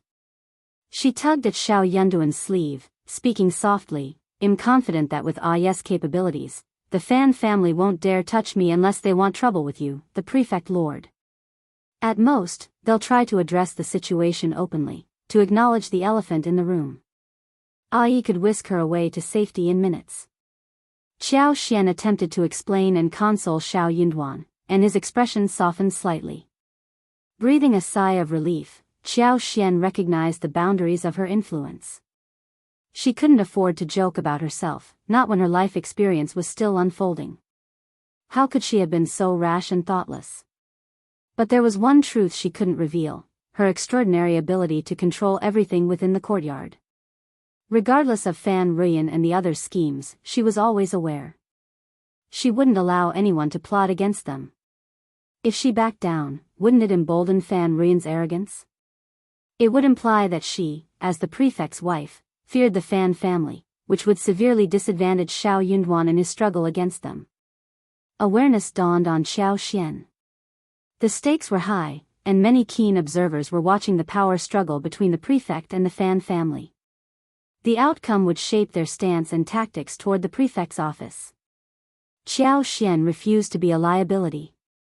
The Fan family had brazenly invited confrontation, and she intended to deliver a resounding blow. Moreover, she was determined to drive them to the brink of madness. Xiao Yunduan sighed, gently grasping her hands. I understand you're trying to support me, my dear, but there's no need. I'm genuinely worried, I'm scared too. Xiao Xian interjected with a smile. I won't act independently anymore. Xiao Yunduan's expression softened. That's what I want to hear. Absolutely, Xiao Xian affirmed. I'll always consult with you. Xiao Yunduan paused, contemplating. He sensed there was still a lesson she needed to learn. Chapter 1879. The second day Xiao Xian was left speechless. I'm not pretending, she insisted. I just feel like resting a bit longer. Even in defeat, she refused to admit defeat. Despite his unreasonable behavior, she tried to see reason in it. Xiao Yunduan didn't argue, merely smiling. You slept from yesterday afternoon till now. Do you still want to rest? What? Xiao Xian's eyes widened. Was it already the next day? The brightness of the sun confirmed it. She realized her perception was skewed. Late autumn meant shorter days and longer nights. She had thought she slept for a significant period with the elder, but apparently not. Xiao Yunduan noticed her shock, his smile widening. Xiao Xian composed herself, refusing to give in. She couldn't let him think he'd won. So she blinked and replied calmly, I know, but I could still use a bit more rest. Wanting to say, I'm just tired and need more sleep, she changed her words, fearing it might stroke his ego too much. Xiao Yunduan chuckled softly, pinching her cheeks affectionately before enveloping her in his arms. His voice lowered, carrying a note of sternness. Promise me, no more recklessness. Do you understand the danger? Think of our son and me. He had placed too much trust in her, never imagining she'd act so boldly without consulting him first. The moment he heard the news, a chilling fear gripped him, his heart plunging like it had been struck by lightning. He dared not contemplate the consequences. Those mountain bandits lacked even the fourth prince's limited restraint. If she fell into their hands, the suffering she'd endure was unimaginable. He wouldn't blame her, but he couldn't sway public opinion. And what if? What if he couldn't reach her in time? He swiftly dispatched guards and headed to Bright Moon Villa, determined to protect her without alarming her, though his heart seethed with silent reprimand. Although he chastised himself inwardly, Xiao Yunduan couldn't bring himself to forcefully stop her from leaving the city. So, he silently reproached himself. This woman dared to be so bold, and he bore some responsibility for it. Hearing his words, Xiao Xian felt a pang of guilt, her heart softening. She reached out, wrapping her arms around his waist, and nestled her head against his chest. I understand, my love. I promise, I won't put myself in harm's way. With Ai and Ben Lei by my side, along with the guards, I can ensure my safety. I couldn't bear to put you and our son at risk. I want to support you, she continued earnestly. I don't trust Fan Rian's intentions, inviting us for a meal. I just want to see what she's plotting, what the Fan family is up to. Until these matters are resolved, we won't truly be safe. I know my limits. Xiao Yunduan's touch was gentle as he stroked her hair. All right, I'll trust you from now on. But promise me, you won't do something like this again, understood? He truly had no other choice. He couldn't confine her to their home and deny her freedom. Chapter 1880, Don't dare again. In that case, it was better for him to be proactive and ensure her safety by sending someone to protect her. It was far preferable to her taking such risks on her own. Xiao Xian smiled, nodding. Yes, I understand, husband. I'll heed your advice. Bah. Xiao Yunduan scoffed, not entirely convinced by her words. He reached down, playfully pinching her soft waist, and whispered, If you dare to defy me again, I'll have you confined to bed for 3 days and nights. Xiao Xian blushed, suddenly feeling self-conscious.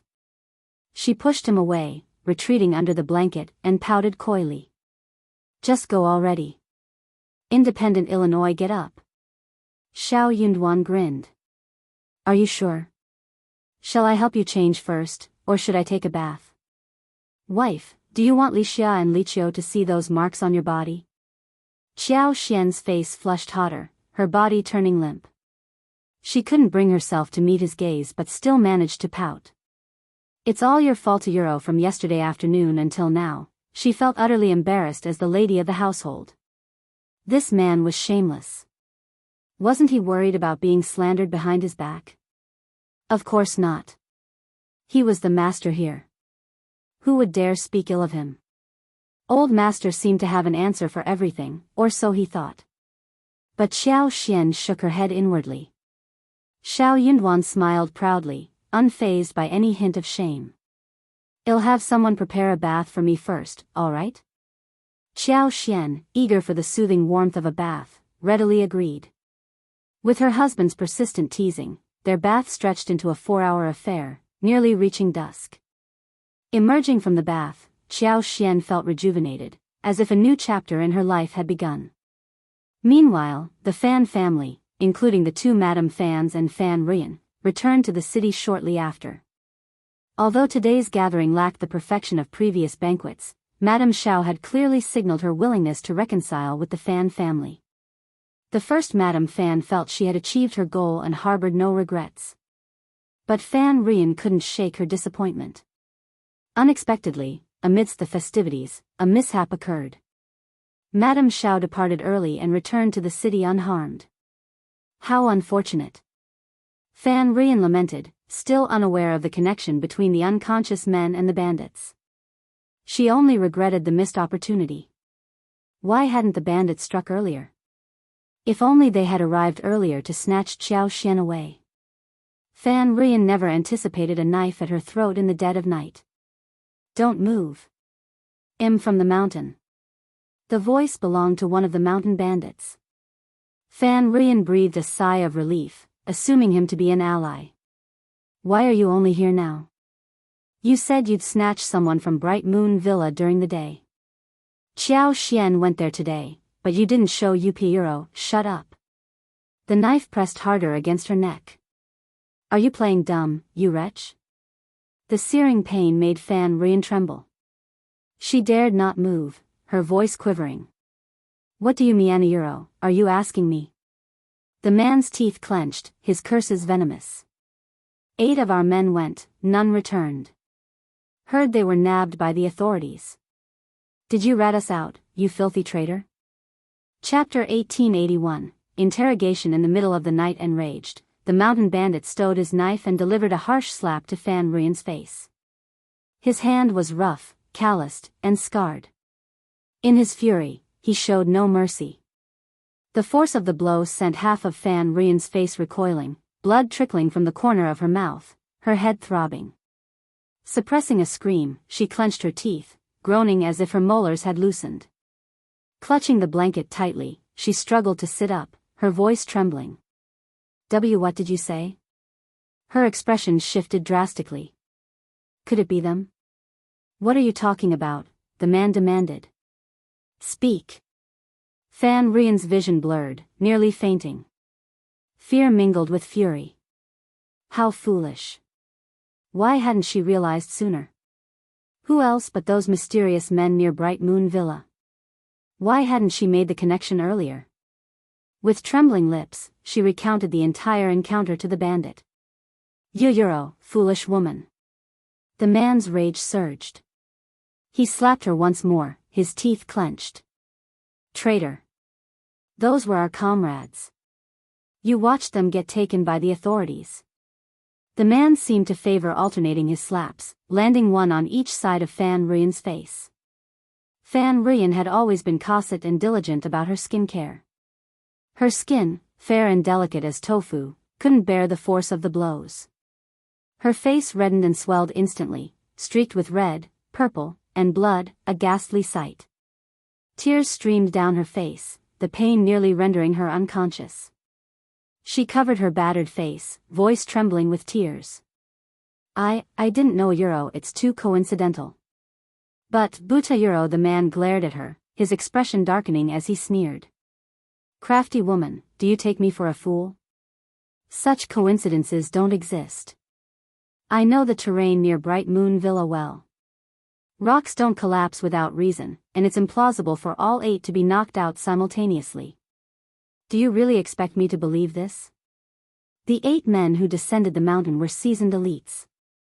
The one leading the raid was the 3rd in command of the Tiger Head tribe and 2nd in command of the Lyoha fort. He was the 4th in command of the Min family tribe and led 12 others to meet them 5 kilometers away. Capturing the wife of an official's dog required utmost vigilance. They were well acquainted with the terrain, confident that the official couldn't thwart them. But this accident blindsided them. A blasted accident. Even if rocks fell, their skills would prevent everyone from passing out. This treacherous woman must be lying. Have you been colluding with the government? Did you orchestrate today's events to ensnare us? How dare you plot against me, you wretch? No. I swear, I'm innocent. Fan Rian's heart raced with fear. I'd never betray you. If I did, would I allow myself to be captured? The officials won't spare our Fan family. Surrendering to them is out of the question. Their demise is our only hope. Your Majesty, you must believe me. The man glared at her with venom. Deep down, he believed her. He cared little for the feud between the Fan clan and officials, but he trusted that Fan Rian, foolish as she was, lacked the courage to betray them. Chapter 1882. It's hard to get off a thief's ship unless the Fan family wanted to abandon An's province altogether. The man growled, Stop your excuses. I won't trust a word you say. Figure out how to lure that dog official's wife out. If you fail, I'll obliterate you. And your precious Fan family along with you. Don't think you're clever. If you dare double-cross me for a dog official, unless your family hides within the prefect's office and never steps outside, Mfiro, no, I swear I won't, I swear. Words mean nothing. I want action. Get up and write something. Now. Fan Rian hesitated. Written evidence could easily fall into the wrong hands, becoming a vulnerability. But with a knife at her throat, she had little choice. Once aboard the pirate ship, it wasn't easy to disembark unscathed. The loyal worldly folks she thought she knew were ruthless bandits willing to wield their blades against innocents without a second thought. Fan Rian dared not refuse, muttering her grievances silently. With trembling hands, she penned the incriminating evidence and pressed her fingerprint. Illiterate as he was, the bandit trusted Fan Rian's sincerity. If she dared deceive him, her Fan family would face dire consequences. Satisfied, the bandit nonchalantly pocketed the document. He glared at Fan Rian, sneering, Listen up, you wretch. You have 3 days to lure that dog official's wife out of the city, by any means necessary. Fail, and you'll face my wrath. Butayuro, what? A euro. As the bandit swaggered off into the night, Fan Rian collapsed to the ground, her limbs weak, hugging herself as tears flowed. Fear, anger, shock, and regret overwhelmed her, mingled with panic and despair seeping through her entire being. Exhausted from crying, she remained huddled against the bed, her mind blank. What was she to do now? Those mountain bandits were a force to be reckoned with, terrifying and ruthless. Fan Rian's resentment towards Xiao Xian and Xiao Yunduan festered. If not for them, she wouldn't be in this mess. They were the ones who coerced her into seeking out the mountain bandits. Yes, it was all their fault. If she was suffering, she wouldn't let them off the hook either. Yes. Xiao Xian, how could she lure her out of the city? What was her plan? First Madame Fan's eyes widened incredulously. What did you say? You want to invite Madame Xiao to Qingsong Monastery to offer incense the day after tomorrow? Explain yourself. First Madame Fan couldn't fathom her sister-in-law's intentions. Was she defying Madame Xiao? Since Madame Xiao had pardoned their family, why stir up trouble? She was already apprehensive. Every time she invited Madame Xiao, something went awry. She dared not do it anymore. But her sister-in-law seemed undeterred. Fan Rian masked her embarrassment with a smile. Sister-in-law, I still feel uneasy. Madame Xiao might say she doesn't hold grudges, but who knows if she's just being polite. After all, we invited her to Bright Moon Villa for a scenic view and a banquet, but she left without eating lunch. If she harbors resentment, wouldn't that be a? Chapter 1883, Treating Again. So, I initially thought the 15th was 2 days from now. Qingsong Monastery is renowned for its vegetarian fare, so perhaps it's best to keep the guest list to just Madame Xiao. Mrs. Jia mentioned she's tied up at home, or else we could have extended an invitation to her as well. With a small gathering, we can enjoy the best of both worlds. Initially, Madame Fan hesitated against Fan Rian's persuasion. After pondering for a moment, she found no harm in expanding her social circle. This was how acquaintances turned into friendships. Buta will Madame Xiao agree to come? To be frank, if she were in Madame Xiao's shoes, she wouldn't have accepted her own family's invitation. She will agree. Anything less and she'd be unhappy. That simply wouldn't do.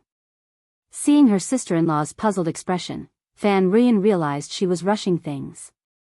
She forced a smile. Sister-in-law, you're the matriarch of the Fan family. If Madame Xiao wishes to be a supportive spouse to Lord Xiao, she'll undoubtedly seek favor with the Fan family and honor your invitation. If you reach out to her first, she may even be eager. First Madame Fan found this reassuring. After contemplating for a moment, she smiled and said, indeed, fostering a good relationship with the prefect's wife would benefit our family. Very well, I shall extend the invitation tomorrow. Absolutely. Fan Rian hastily agreed with a smile. But if you're planning to invite her, why wait until tomorrow? It's still early today. Why don't we go now? It'll give Madame Xiao ample time to prepare. First Madame Fan furrowed her brow and acquiesced. Very well. Initially hesitant to comply, she found herself swayed by the urgency. Yet, upon reflection, she wondered if this sudden eagerness from her sister-in-law was instigated by her mother-in-law.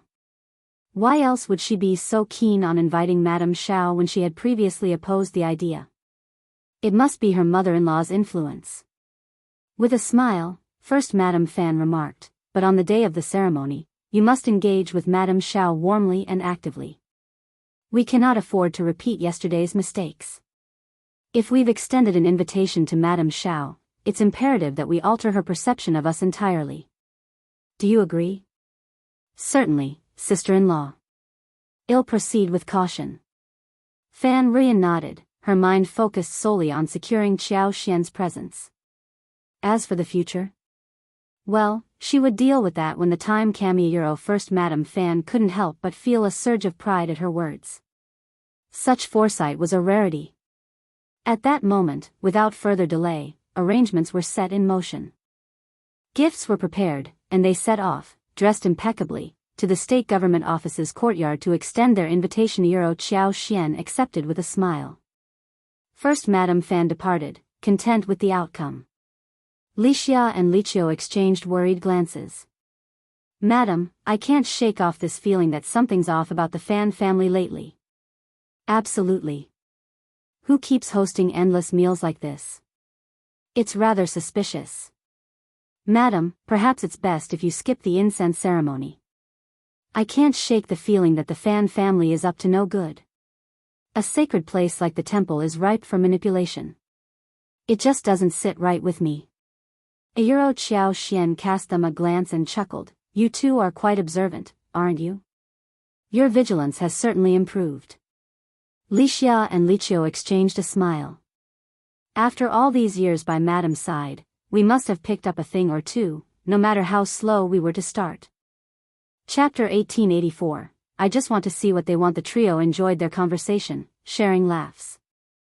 Lixia and Liqiu hinted at the possibility of declining the Fan family's invitation. No need to decide just yet, I'll ponder it, Xiao Xian replied. Though she initially intended to attend, she decided to consult her husband before finalizing her decision to avoid any potential conflicts. After all, he had a tendency to become irritably Lixia and Liqiu trusted their mistress to make the right choice and nodded with smiles. Just then, the nanny, Kaiyue, arrived with the young master, who had just woken up. Laughter filled the room as they all played together. Xiao Yunduan returned in the evening, and the couple shared a meal. Sensing her husband's upbeat mood lately, Xiao Xian seized the opportunity to broach the topic of the invitation from First Madame Fan. Nestling against his arm, she spoke sweetly, Darling, what do you think about visiting Qingsong Monastery?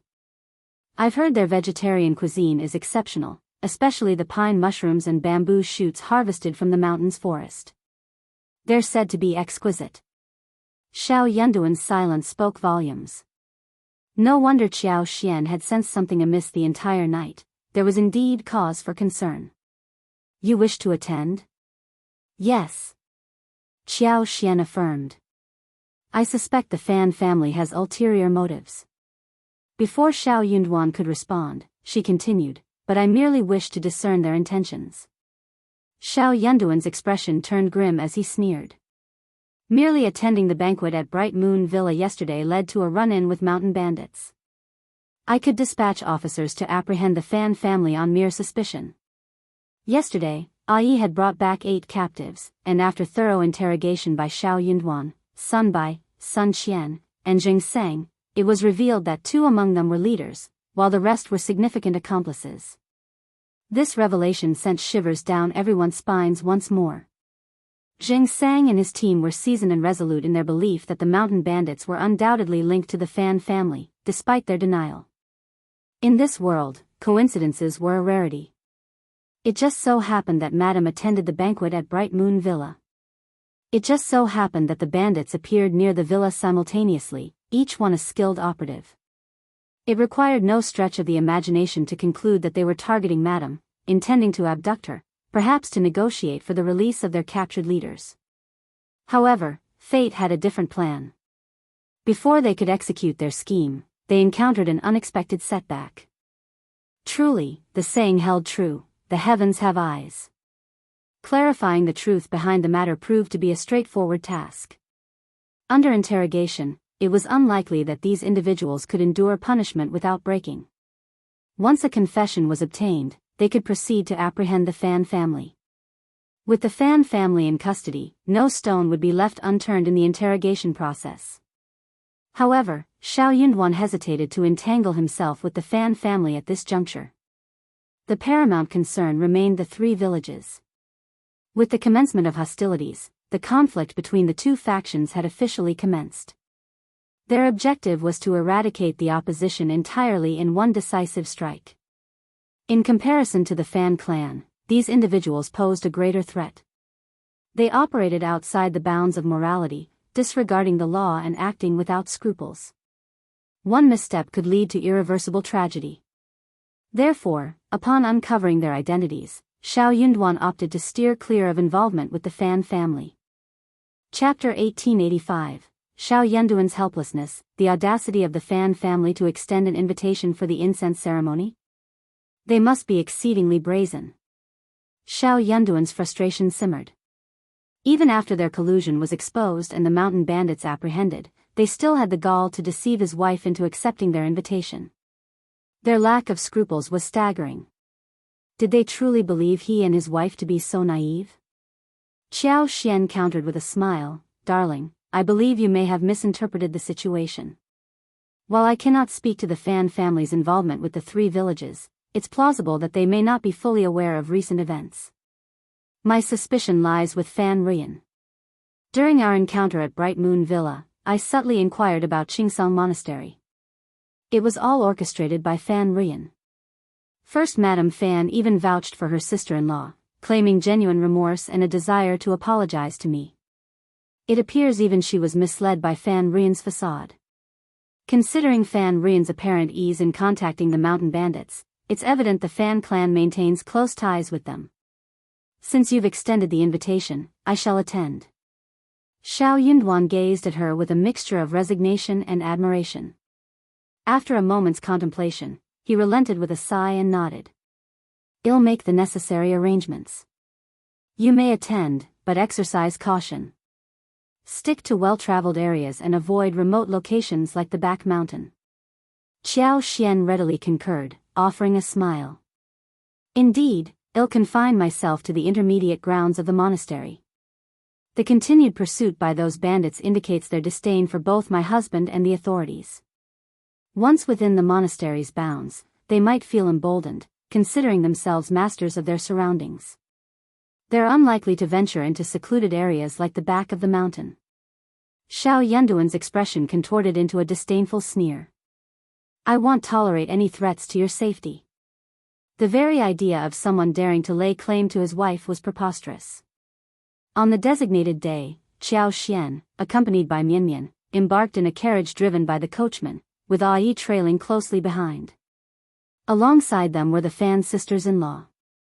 Xiao Xian noted the absence of Bo Ruerue, Fan Rian's daughter, and the presence of Mrs. Fan's two daughters. She couldn't help but inwardly scoff at Fan Rian's evident favoritism toward her own offspring. As they departed the city, the journey to Qingsong Monastery lasted less than an hour. Situated in An's province, the renowned ancient temple was nestled amidst pine trees, exuding an atmosphere of tranquility and simplicity. A winding path led up the mountain, guiding the carriage towards the main monastery, a journey of less than 20 minutes. Throughout the trip, first Madame Fan and second Mrs. Fan entertained Xiao Xian with captivating tales and historical anecdotes about Qingsong Monastery, painting a vivid picture of its scenic beauty and cultural significance. Their unhurried pace allowed for frequent stops, and after over an hour of travel, they finally arrived at the intermediate monastery. Upon their arrival, the prefect's wife, alongside the Fan family's matriarch and their young ladies, were accorded the utmost respect by the monastery's staff. Led by a senior monk responsible for guest reception, a group of over 10 monks warmly greeted them at the mountain gate, escorting them with courtesy to the meditation room designated for esteemed visitors. The elder accompanied the guests for a brief period, during which Xiao Xian graciously assured them the freedom to pursue their own interests without disturbance. Recognizing her considerate gesture, the elder expressed heartfelt gratitude and admiration before taking his leave. After a short break in cleansing of hands, Xiao Xian, accompanied by First Madame Fan, made their way to the main hall to procure incense offerings. With infectious enthusiasm, First Madame Fan extended invitations to explore the monastery's various attractions, sparking Xiao Xian's curiosity and prompting her to join in the adventures eagerly.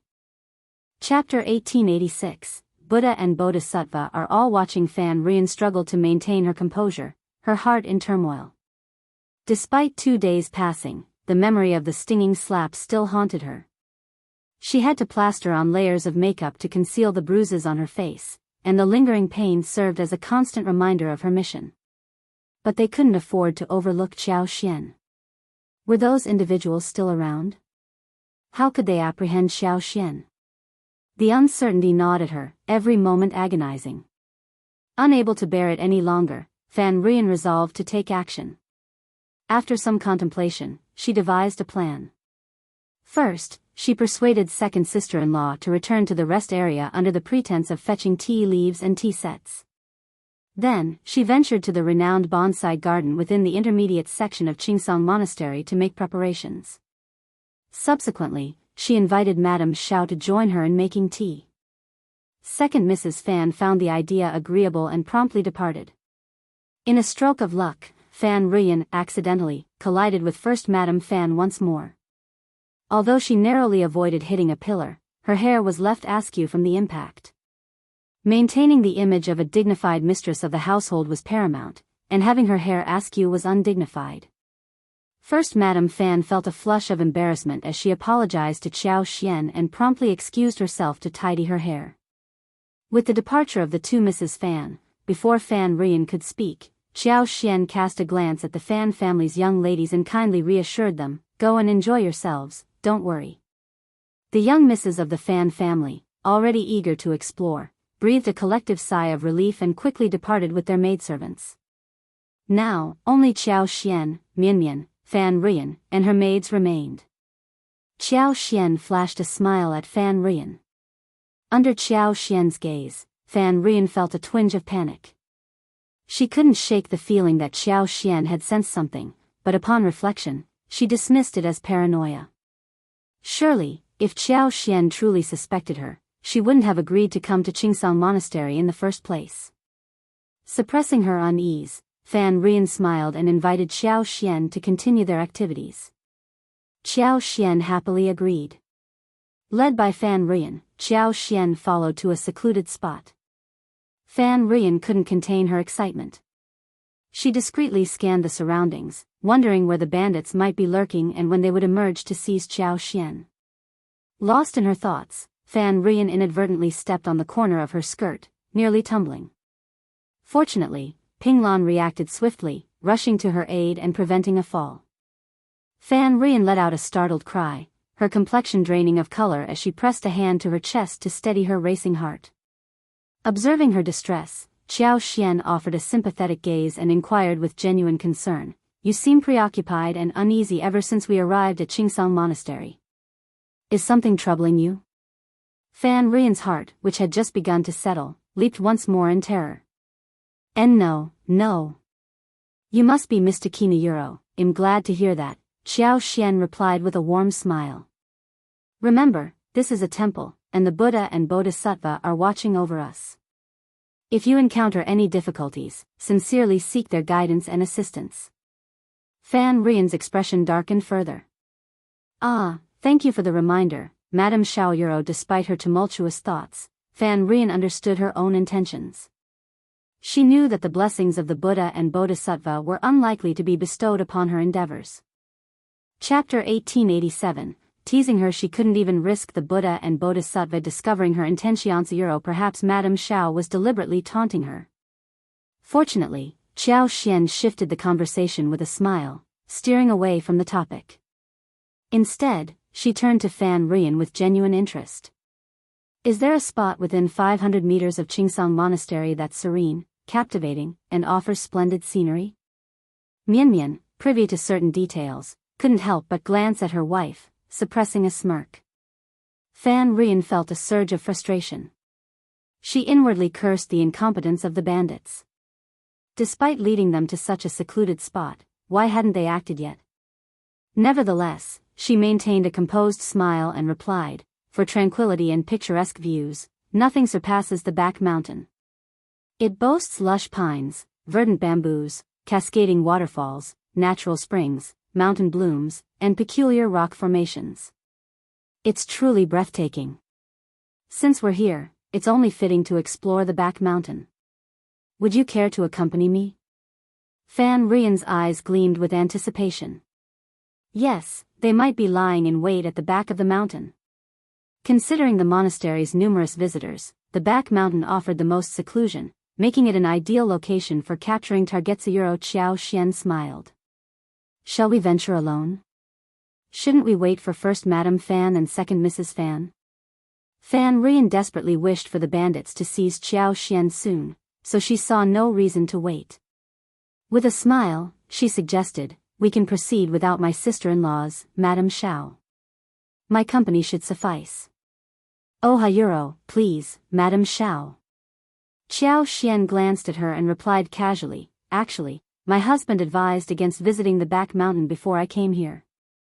He mentioned that the back mountain isn't safe, and it could lead to trouble if anything were to happen. While the surroundings are serene, they're also quite isolated." Fan Rian felt a pang of frustration. What kind of words were those? However, Xiao Xian's refusal only fueled Fan Rian's conviction that the mountain bandits were indeed lurking there. Your husband is overly cautious. This is Qingsong Monastery, a renowned ancient temple in An's province. The back mountain is routinely tended to by the monastery's masters. How could there be any danger? With the lush greenery and picturesque landscapes this time of year, it would be a shame not to explore them. Madam Xiao, won't you reconsider? Fan Rian pleaded. I understand Euro, Xiao Xian feigned contemplation. Seeing an opportunity, Fan Rian persisted, doing her utmost to coax Xiao Xian into accompanying her to the back mountain, even resorting to flattery. Amused by Fan Rian's evident anxiety, Xiao Xian found the situation rather amusing. Although she secretly desired to visit the back mountain, she knew she would be the one handling any potential threats. There was no chance of others overpowering her. However, she dreaded her husband's wrath. She couldn't afford to provoke him when he was in a fiery mood. Regrettably, she had no choice but to relent. Well, let's forget it, Xiao Xian sighed with disappointment, offering a wry smile to Fan Rian. My husband is quite temperamental, and he doesn't heed my advice.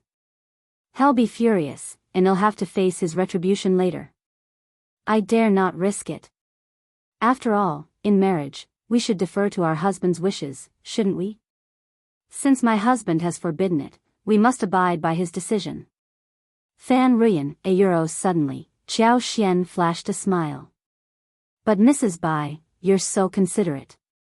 I feel embarrassed to decline your invitation.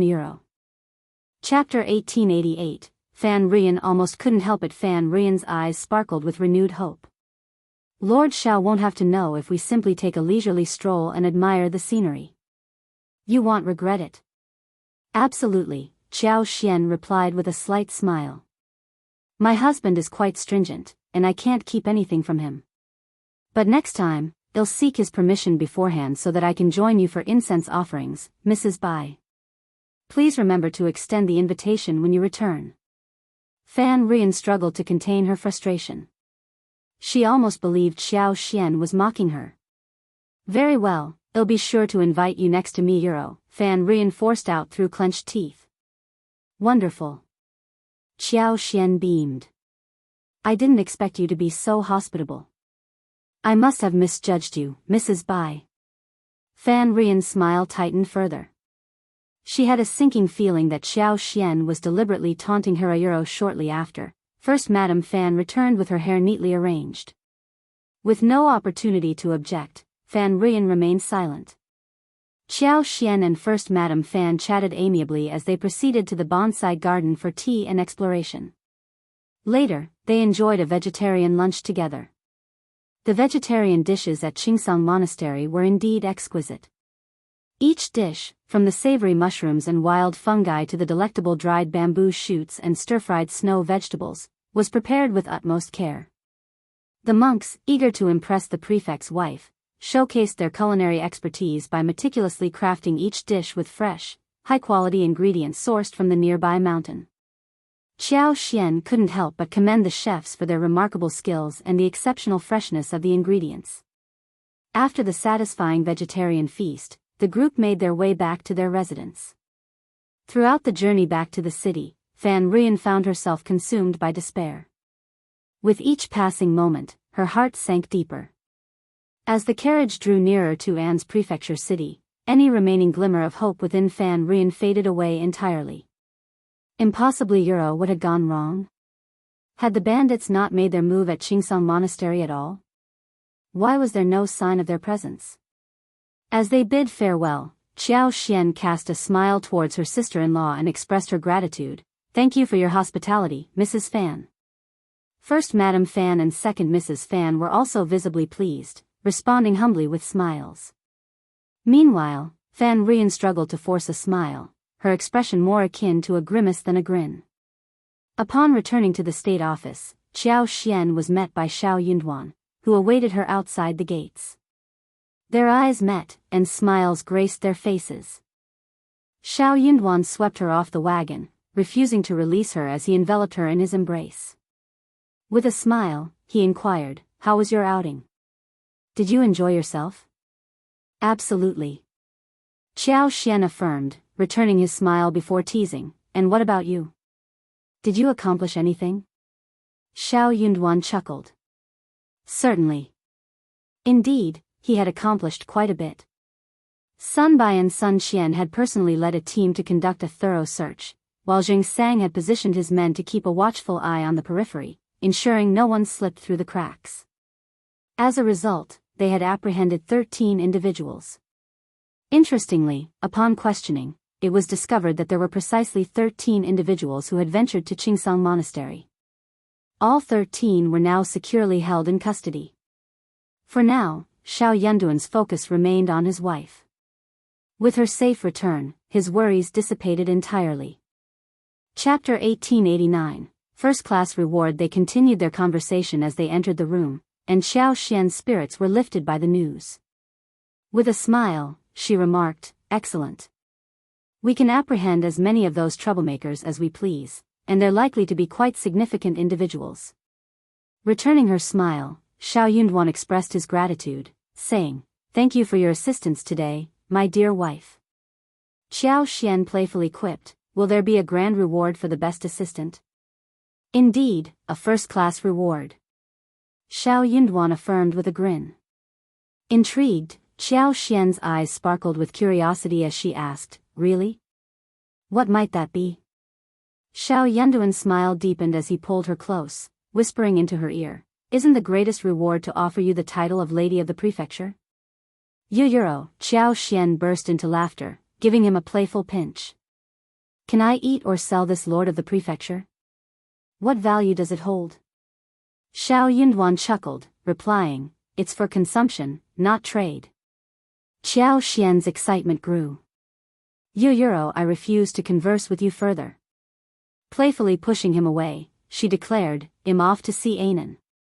The audacity of that man was truly astounding, becoming increasingly shameless by the day.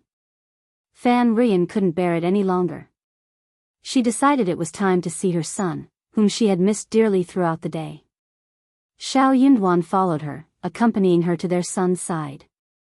Their little boy had grown remarkably since birth, his chubby cheeks flushed, and his bright eyes twinkling with joy upon seeing his parents. He kicked his tiny feet enthusiastically, waved his delicate hands, and babbled happily. His innocence and charm were utterly irresistible. In comparison to dealing with a certain man, her son was undoubtedly a much more delightful companion. As Xiao Xian and Xiao Yunduan enjoyed their time together, Fan Rian's anxiety only grew, her thoughts consumed by the situation at the Fan family. Feeling a sense of unease creeping over her, she glanced up to see the sky darkening. Her expression shifted, and she abruptly rose from her seat, intending to visit Old Lady Fan's courtyard. That night, she couldn't bear the thought of sleeping alone. She yearned for the company of her mother and decided to seek solace in her presence. However, after taking only a few steps, she halted abruptly. Fan Rian realized that seeking refuge with her mother was merely a temporary solution, not a permanent one. Even if she managed to escape for one night, it wouldn't solve the underlying problem. It was impractical to rely on her mother's company every single night. Moreover, aggravating the situation further would only lead to more harm than good. Her frustration boiled over, and she slammed her palm down on the table in frustration. Anger and resentment surged within her, fueled by a sense of helplessness. Madame Xiao's refusal to venture to the back of the mountain only intensified Fan Rian's feelings of injustice. If only she had insisted on bringing her there, perhaps the outcome would have been different. However, dwelling on what could have been was futile now. Throughout the night, Fan Rian was plagued by anxiety. She couldn't bring herself to close her eyes, fearing any sign of movement outside might signal danger. Every rustle made her heart race with apprehension, only to find it was a false alarm. Eventually, exhaustion overcame her, and she drifted into a fitful sleep, her troubled mind finally finding some respite. Fan Rian's night was plagued by restlessness. Every little noise made her alert, preventing her from getting any decent sleep. Just as she felt herself drifting off, she would jolt awake, her senses on high alert. Upon waking up, she felt a surge of nervousness, expecting something to have happened during the night. Yet, to her surprise, everything seemed normal. As the dawn broke, Fan Rian couldn't help but feel incredulous. Had the night truly passed without incident? It felt surreal, like a dream. However, amidst her relief, a deeper sense of anxiety gnawed at her. She couldn't shake the feeling that the mountain bandits wouldn't simply let her off the hook. Just because nothing happened last night didn't mean she was in the clear. The looming threat remained, tormenting her with the knowledge that as long as she refused to comply, the danger would persist. Chapter 1890. The soft pick in the state office. Xiao Yunduan and Sun Bai had conducted separate interrogations the previous night, ensuring that everyone's identities were clarified. Their efforts yielded significant results. They had captured another leader, along with 10 other brave and skilled individuals. The apprehension of such key figures would undoubtedly weaken the enemy's strength, alleviating pressure during future confrontations. Excitement and jubilation filled the air as the team praised Xiao Xian's seemingly fortuitous influence. Comments like, "Madam is truly a lucky charm," and "her blessing is undeniable," coupled with Lord's favor, echoed throughout the room. Xiao Yunduan, however, tempered the mood with a reminder of the risks involved. He cautioned against inflating Xiao Xian's ego, emphasizing the need for caution in future endeavors. Acknowledging the persistent provocations from the bandits, Xiao Yunduan declared it was time for a proactive response. Addressing Constable Zheng and Constable Hang, he instructed them to prepare for an assault on Tiger Head tribe. Their strategy was clear: systematically eliminate weaker targets and gradually tighten the noose around the enemy, ensuring their eventual defeat. Among the 3 strongholds, Tiger Head tribe had suffered the greatest losses. With one of their leaders deceased and another captured and imprisoned, they stood as prime targets for further capture. Acknowledging the gravity of the situation, everyone present responded with solemn nods and gestures of agreement. Zheng Sang and Hang Xingshan swiftly descended to strategize, while the rest of the team assumed their designated roles and made necessary preparations. Hang Xingshan, a seasoned constable with 6 years of service in the An's province government office, harbored a deep-seated disdain for the mountain bandits, much like his colleague Jia Hemming. However, unlike Jia Hemming's more passive outlook, Hang Xingshan remained steadfast in his belief that the imperial court would inevitably intervene in An's province affairs. He had spent years covertly gathering intelligence on the 3 strongholds, anticipating a day like this. And now, with Lord Xiao's leadership, his long-awaited opportunity had finally arrived. Though it deviated from his initial hope for direct imperial intervention, Hang Xingshan remained resolute in his commitment to eliminating the bandits, regardless of the means. Hang Xingshan felt a surge of gratitude towards Lord Xiao for recognizing his efforts and promoting him. He pledged to remain loyal and dedicated, willing to sacrifice everything for someone who had acknowledged his contributions. Without Lord Xiao's support, Hang Xingshan believed he would have remained unnoticed among the ranks. He vowed to stand by Lord Xiao's side for the remainder of his days, faithfully following wherever he led. The swift action against the 3 villages was not solely driven by Xiao Yunduan's confidence in his abilities. Hang Xingshan's meticulous collection of valuable information played a crucial role in empowering Lord Xiao's decision-making.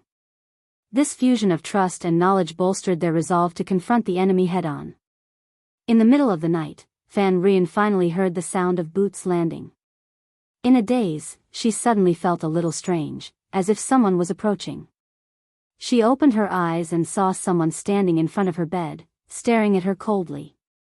She covered her mouth and almost fainted from fright. Who are you? It was 2 people. She didn't know any of them. The 2 of them did not look good. Their cold gazes wished they could cut her into pieces. What happened in Qingsang Monastery? Tell me everything honestly and clearly. Don't miss a single detail. Tell me quickly. Chapter 1891. Interrogation. The attendees that evening comprised the leader of the Tiger Head tribe and the second in command of the Min family tribe. 2 days prior, Min Si had returned, adamant about bringing his original followers to abduct Madame Xiao. Despite efforts to dissuade him, his pride prevailed, and his companions could only acquiesce. Confident in his vigilance, Min Si believed he could evade any trouble unscathed. However, to his surprise, none of them returned the following day, nor did anyone return the day after. The sudden turn of events left everyone incredulous. Suspicions turned toward the local official, whom they accused of foul play. Frustration boiled over as curses filled the mountain air, and in their rage, furniture was shattered. Was their visit tonight directed towards Fan Ruyan? Fan Ruyan hastily explained, I've taken her to Qingsong Monastery as instructed, but no one showed up. Don't blame Mayuro, I've fulfilled my part. Enough, snapped the Tiger Head tribe leader impatiently. Tell us precisely what transpired at Qingsong Monastery that day. Leave nothing out. Fan Ruyan found herself compelled to suppress her grievances and recount every detail of the previous day's events. As she spoke, the furrows in the brows of her audience deepened, their expressions morphing into clear displeasure and disdain. Despite their impatience and occasional snide remarks, Yi Jian endured and listened attentively. However, as Fan Ruyan persisted in her rambling narrative about the happenings at Qingsong Monastery, the leader of the Tiger Head tribe erupted, slamming his fist onto the table. Enough with the trivialities. Speak something of substance, woman. Startled, Fan Ruyan faltered. She couldn't discern her mistake. Yet, she dared not retaliate in anger. Instead, she swallowed her frustration and pressed on, filled with regret and trepidation, realizing the grave consequences of her actions. As her tale concluded amidst continued curses, Fan Ruyan pondered the formidable entity she had unwittingly provoked. The dissatisfaction between the two of them only intensified. That's all you have to say? I am sorry, that's Alayuro, useless. The Tiger Head tribe leader's reprimand was sharp. Are you as dumb as a rock? Our people are missing, and you didn't think to investigate? Damn it. How did the officials find out? How? Did you betray us? No, I swear I didn't. How could I even dare? Fan Ruyan shrank into herself, trembling with fear. She truly feared these individuals. Witnessing her fear, a slap landed on her face, stinging with burning indignation. The Min family tribe's second-in-command intervened. Qing, calm down. I doubt this fool has the guts. Fan Ruyan bit her lip, casting her gaze downward with sullen resignation. She silently retorted, you may call me a fool, but you're no better, always getting captured. Euro fury flickered in the Tiger Head tribe leader's eyes as he glared at Fan Ruyan. He longed to unleash his anger upon her, but rescuing her remained the top priority. Find another way to lure that official's wife out of the city. What? A Fan Ruyan appeared on the verge of tears. Scarita I fear it won't be simply after coaxing her out of the city numerous times, I worry she'll become suspicious. The Min family tribe's second-in-command cast a disdainful glance her way. He privately acknowledged that this fool of a woman was displaying a moment of intelligence, but Qing remained puzzled by her apprehension. Chapter 1892, bringing Mrs. Guan in. Not only was she suspicious now, but she had been suspicious all along. Wasn't the incident at Qingsong Monastery evidence enough? That wife of the dog official was certainly audacious. Despite knowing the risk, she dared to venture for the euro. Perhaps her standing in the official's esteem wasn't as high as assumed. The second-in-command declared, seek out Deputy Prefect Guan's wife and devise a plan to ensnare her alongside you. Fan Ruyan was caught off guard. With a sneer, the second-in-command taunted, unwilling? If not, then swiftly concoct a scheme to lure the dog official's wife out of the city. I am willing, truly. Fan Ruyan desired to avoid further entanglement with Xiao Xian. She asserted without hesitation, Mrs. Guan harbors immense disdain for that foolish couple, shall undoubtedly assist us. The second-in-command remained silent. Whether she was willing or not might not be within her control. You'll meet with her tomorrow. Understood. Remember, you must go. You must convince her, or else, With a sneer, the second-in-command forcibly led away the scowling leader of the Tiger Head tribe. Fan Ruyan slumped against the headboard, her body trembling as she struggled to catch her breath. After some time, she regained her composure, though her spirit remained drained. The weight of regret fueled her anger, intensifying her desire for Xiao Xian and Xiao Yunduan to face consequences. Their failure to do so would only deepen her disappointment. Every passing day felt interminable, pushing her to the brink of collapse. It was yet another night of sleeplessness. The following morning, Fan Rian awoke with dark circles under her eyes, her mind clouded and energy depleted. Reluctant to present herself in such a state, she adorned her hair with life ping lawn, the golden hairpins and colorful silk flowers adding a semblance of vitality. Her face was concealed beneath a heavy layer of makeup. Surveying her appearance, she found solace in her semblance of beauty, resigning herself to the task at hand. Mrs. Guan harbored resentment, her disdain for Qiao Xian and Xiao Yunduan palpable. To Fan Rian's surprise, her attempts at persuasion yielded unexpected success. The government had officially declared war on the mountain bandits. Despite their victory in the initial skirmish, Mrs. Guan and even Scribe Guan remained skeptical of the government's purported strength. As Scribe Guan put it, how capable is the government, truly? They may deceive others, but not me. Both harbored doubts, believing the government's claims to be exaggerated and suspecting Xiao Yunduan of merely indulging in self-aggrandizement. They anticipated his imminent downfall. The resilience of the three bandit strongholds, impervious to previous government attempts at destruction, only bolstered their skepticism. Xiao Yunduan's recent arrival only served to heighten their doubts. Who was he to triumph over the entrenched mountain bandits? Convinced of Xiao Yunduan's impending failure, Mrs. Guan readily agreed to collaborate without hesitation, mobilizing the bandits for action. Facing financial constraints, Fan Rian offered to cover the expenses herself. She wagered that with Xiao Yunduan's downfall, Scribe Guan would emerge triumphant, possibly even ascending to the role of prefect. At that point, financial worries would become a thing of the past.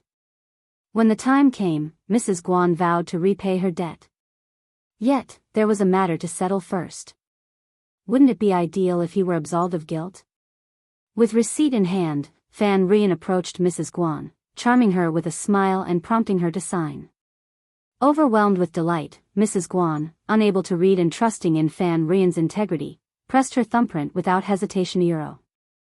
Chapter 1893. Tricked. Fan Rian couldn't help but regard Mrs. Guan with a newfound kindness, her smile deepening. She no longer felt alone in her struggle, she finally had an ally to share her burdens with. However, the next day, when Fan Rian met Mrs. Guan in the city courtyard as arranged, she was shocked to find the second-in-command of the Min family tribe and the head of the Tiger Head tribe accompanying her. As she listened to their arrogant demands and learned of their identities, she was left dumbfounded. Initially, Mrs. Guan was furious and adamantly refused their requests. She argued that since she had paid them, they should be the ones to carry out the tasks. The idea of her husband becoming a spy was unthinkable and taboo. The repercussions of such an act being discovered would not only ruin his career but could also result in his family being expelled. Furthermore, Mrs. Guan realized that by agreeing to their demands, she inadvertently implicated herself in front of Fan Rian. She understood the gravity of the situation only after comprehending the document she had signed and stamped the previous day, feeling as though she had been struck by lightning. In her anger and frustration, Mrs. Guan lashed out at Fan Rian, accusing her of deceit. You tricked me." Fan Rian's smile remained gentle as she spoke. "I'm not trying to deceive you, Mrs. Guan. I'm here to assist you. We share a common goal. Don't you desire the demise of Qiao Xian and Xiao Yunduan?" Mrs. Guan was left speechless, acknowledging the truth in Fan Rian's words, albeit unspoken. Before she could protest further, the leader of the Tiger Head tribe grew impatient, interrupting, "Enough with the chatter. Where are the written agreements? Do you think I'd hesitate to deliver them to the authorities now?" Mrs. Guan felt her head spinning. Returning home on unsteady legs, she recounted the encounter to Scribe Guan, who reacted with a mixture of shock and anger. After a moment of contemplation, he resigned himself to the situation, finding solace in the opportunity it presented. He chose to keep the matter to himself, realizing that it aligned with his own desires to collaborate with the mountain bandits. His wife's actions merely solidified his decision. That night, the first and second in command of the Tiger Head tribe stealthily entered Scribe Guan's house. Scribe Guan maintained his usual composure as he received them in his modest study. In the course of their conversation, both sides found themselves in a remarkably harmonious accord. It came as no surprise. During Scribe Guan's tenure as deputy prefect, he had engaged in dealings with the mountain, albeit indirectly. While he had never met their leader or engaged in direct contact, their paths had crossed in various ways. Given the circumstances that now compelled cooperation, it seemed only natural for all parties to come together. Despite the discomfort of being coerced, Scribe Guan rationalized that Xiao Yunduan's actions had provoked such measures from the mountain dwellers.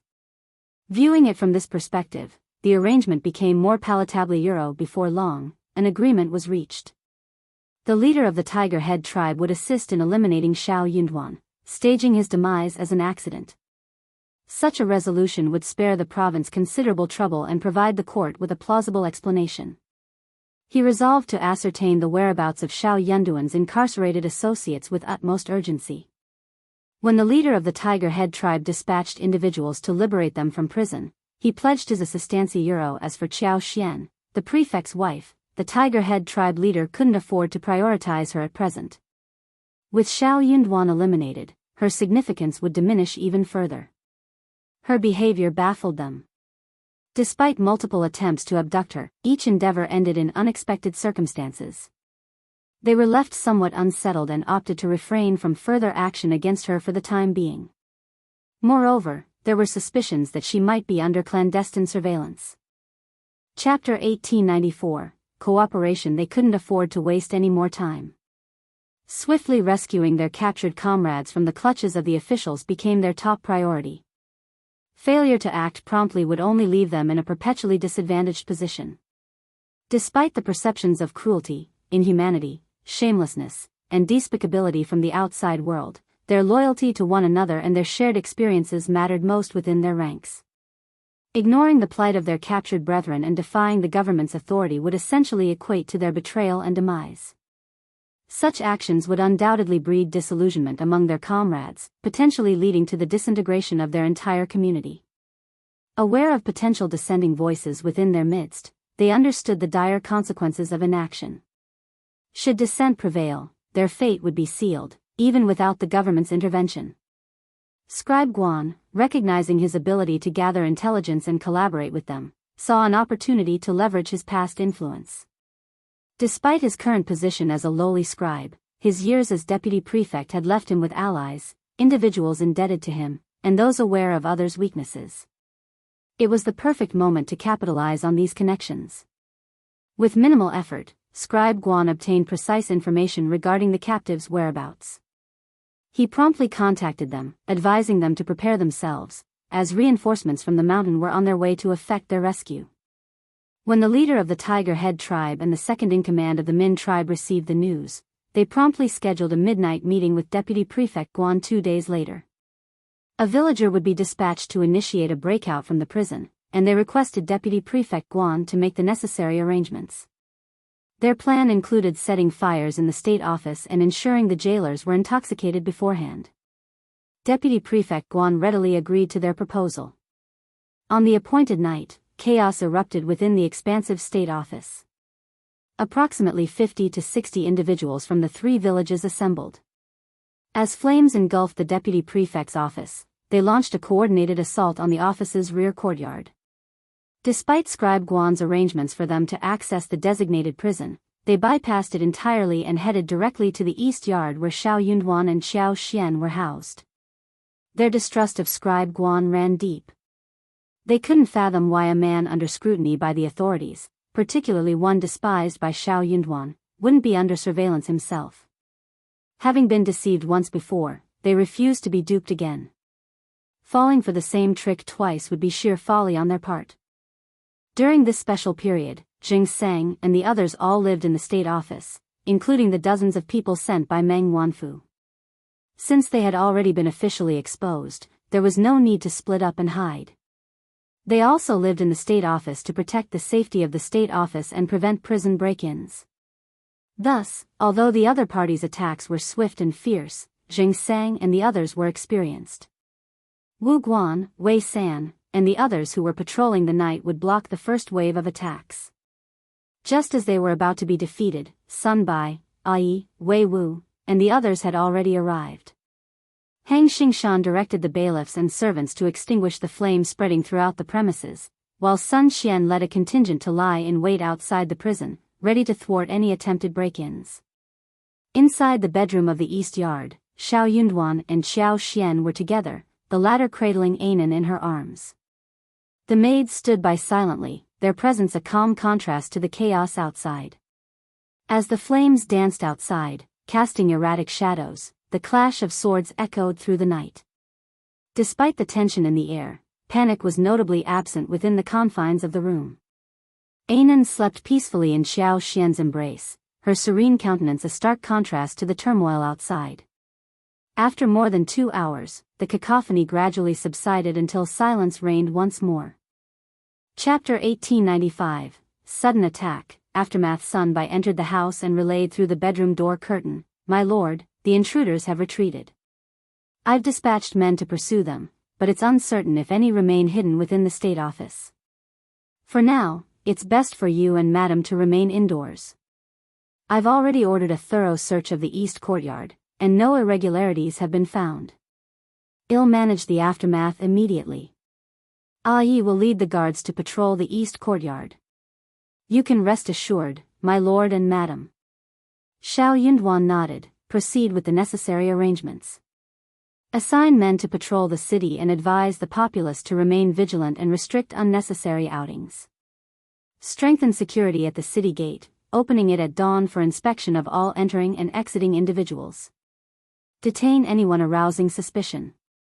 If manpower is lacking, enlist aid from local guards and the first in charge to bolster our efforts at the city gate."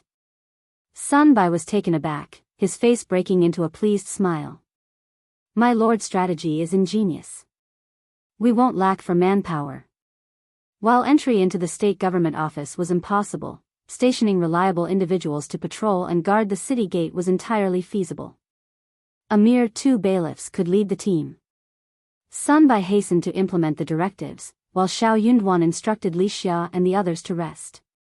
He entrusted Anan to the nanny's care, then took Xiao Xian in his arms, smiling reassuringly, "My dear, you've stayed awake half the night. It's time for you to rest as well. Sleep soundly." Xiao Xian agreed with a smile and settled down beside him. Outside, the bailiffs swiftly commenced the cleanup process, diligently addressing the aftermath of the chaos. The aftermath in the east courtyard, where the fire had raged, demanded immediate attention. Despite being extinguished, it left a disarray that required thorough tidying. The aftermath of the intense conflict left behind a scene of devastation. Numerous mountain bandits lay strewn across the ground, their weapons scattered amidst pools of blood, painting a grim tableau of the recent skirmish. Among all areas within the state office, the east courtyard bore the brunt of the damage, though other areas also bore traces of the altercation, albeit to a lesser extent. Curiously, there was no activity observed at the prison. It remained undisturbed throughout the night, devoid of any visitors.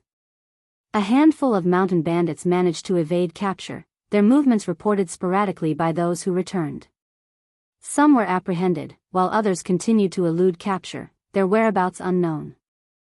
Sun Bai, meticulously orchestrating affairs, relayed updates and issued directives ceaselessly throughout the night, ensuring the state office remained vigilant and active. Unbeknownst to all, once Sun Bai had effectively stabilized the situation, he and Yi remained behind to oversee operations. Meanwhile, Sun Xian, Jing Sang, Wu Guan, Hang Xingshan, Yang Mu, Wei San, Wei Wu, and their cohorts, accompanied by a contingent of subordinates and bailiffs totaling approximately 120 individuals, quietly departed the city under the cover of night.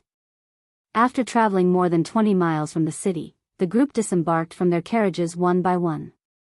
They dispersed into the surrounding mountain ranges, advancing stealthily toward the Tiger Head tribe from 3 different directions. Little did anyone in the 3 villages suspect that Xiao Yunduan would dare to launch an attack on their villages before fully quelling the situation at the state office. Their lack of preparedness would undoubtedly exact a devastating toll as dawn approached. News of the previous night's events spread rapidly throughout the city. Rumors circulated that mountain bandits had infiltrated, only to suffer a resounding defeat during their assault on the state government office. More than 10 assailants had managed to escape, but 11 had already been apprehended. Authorities continued their efforts to capture the remaining 4 or 5 fugitives. Given the ruthless and cunning nature of the mountain bandits, the populace was urged to prioritize self-protection. They were advised against unnecessary outings, especially alone or in sparsely populated areas. Suspected individuals were to be discreetly reported to the patrol team, with a promise of a reward of 10 taels of silver for each successful tip-off. Upon hearing this incentive, the common folk felt emboldened and motivated to aid in the apprehension efforts.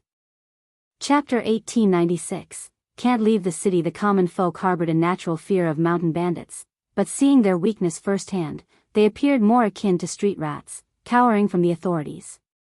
With the allure of 10 taels of silver and the visible presence of patrols led by bailiffs, the once feared bandits seemed less intimidating to the populace. The tantalizing promise of 10 taels of silver proved irresistible. In less than half a day, 3 more mountain bandits fell into the clutches of officials and vigilant commoners, who left no stone unturned in their pursuit.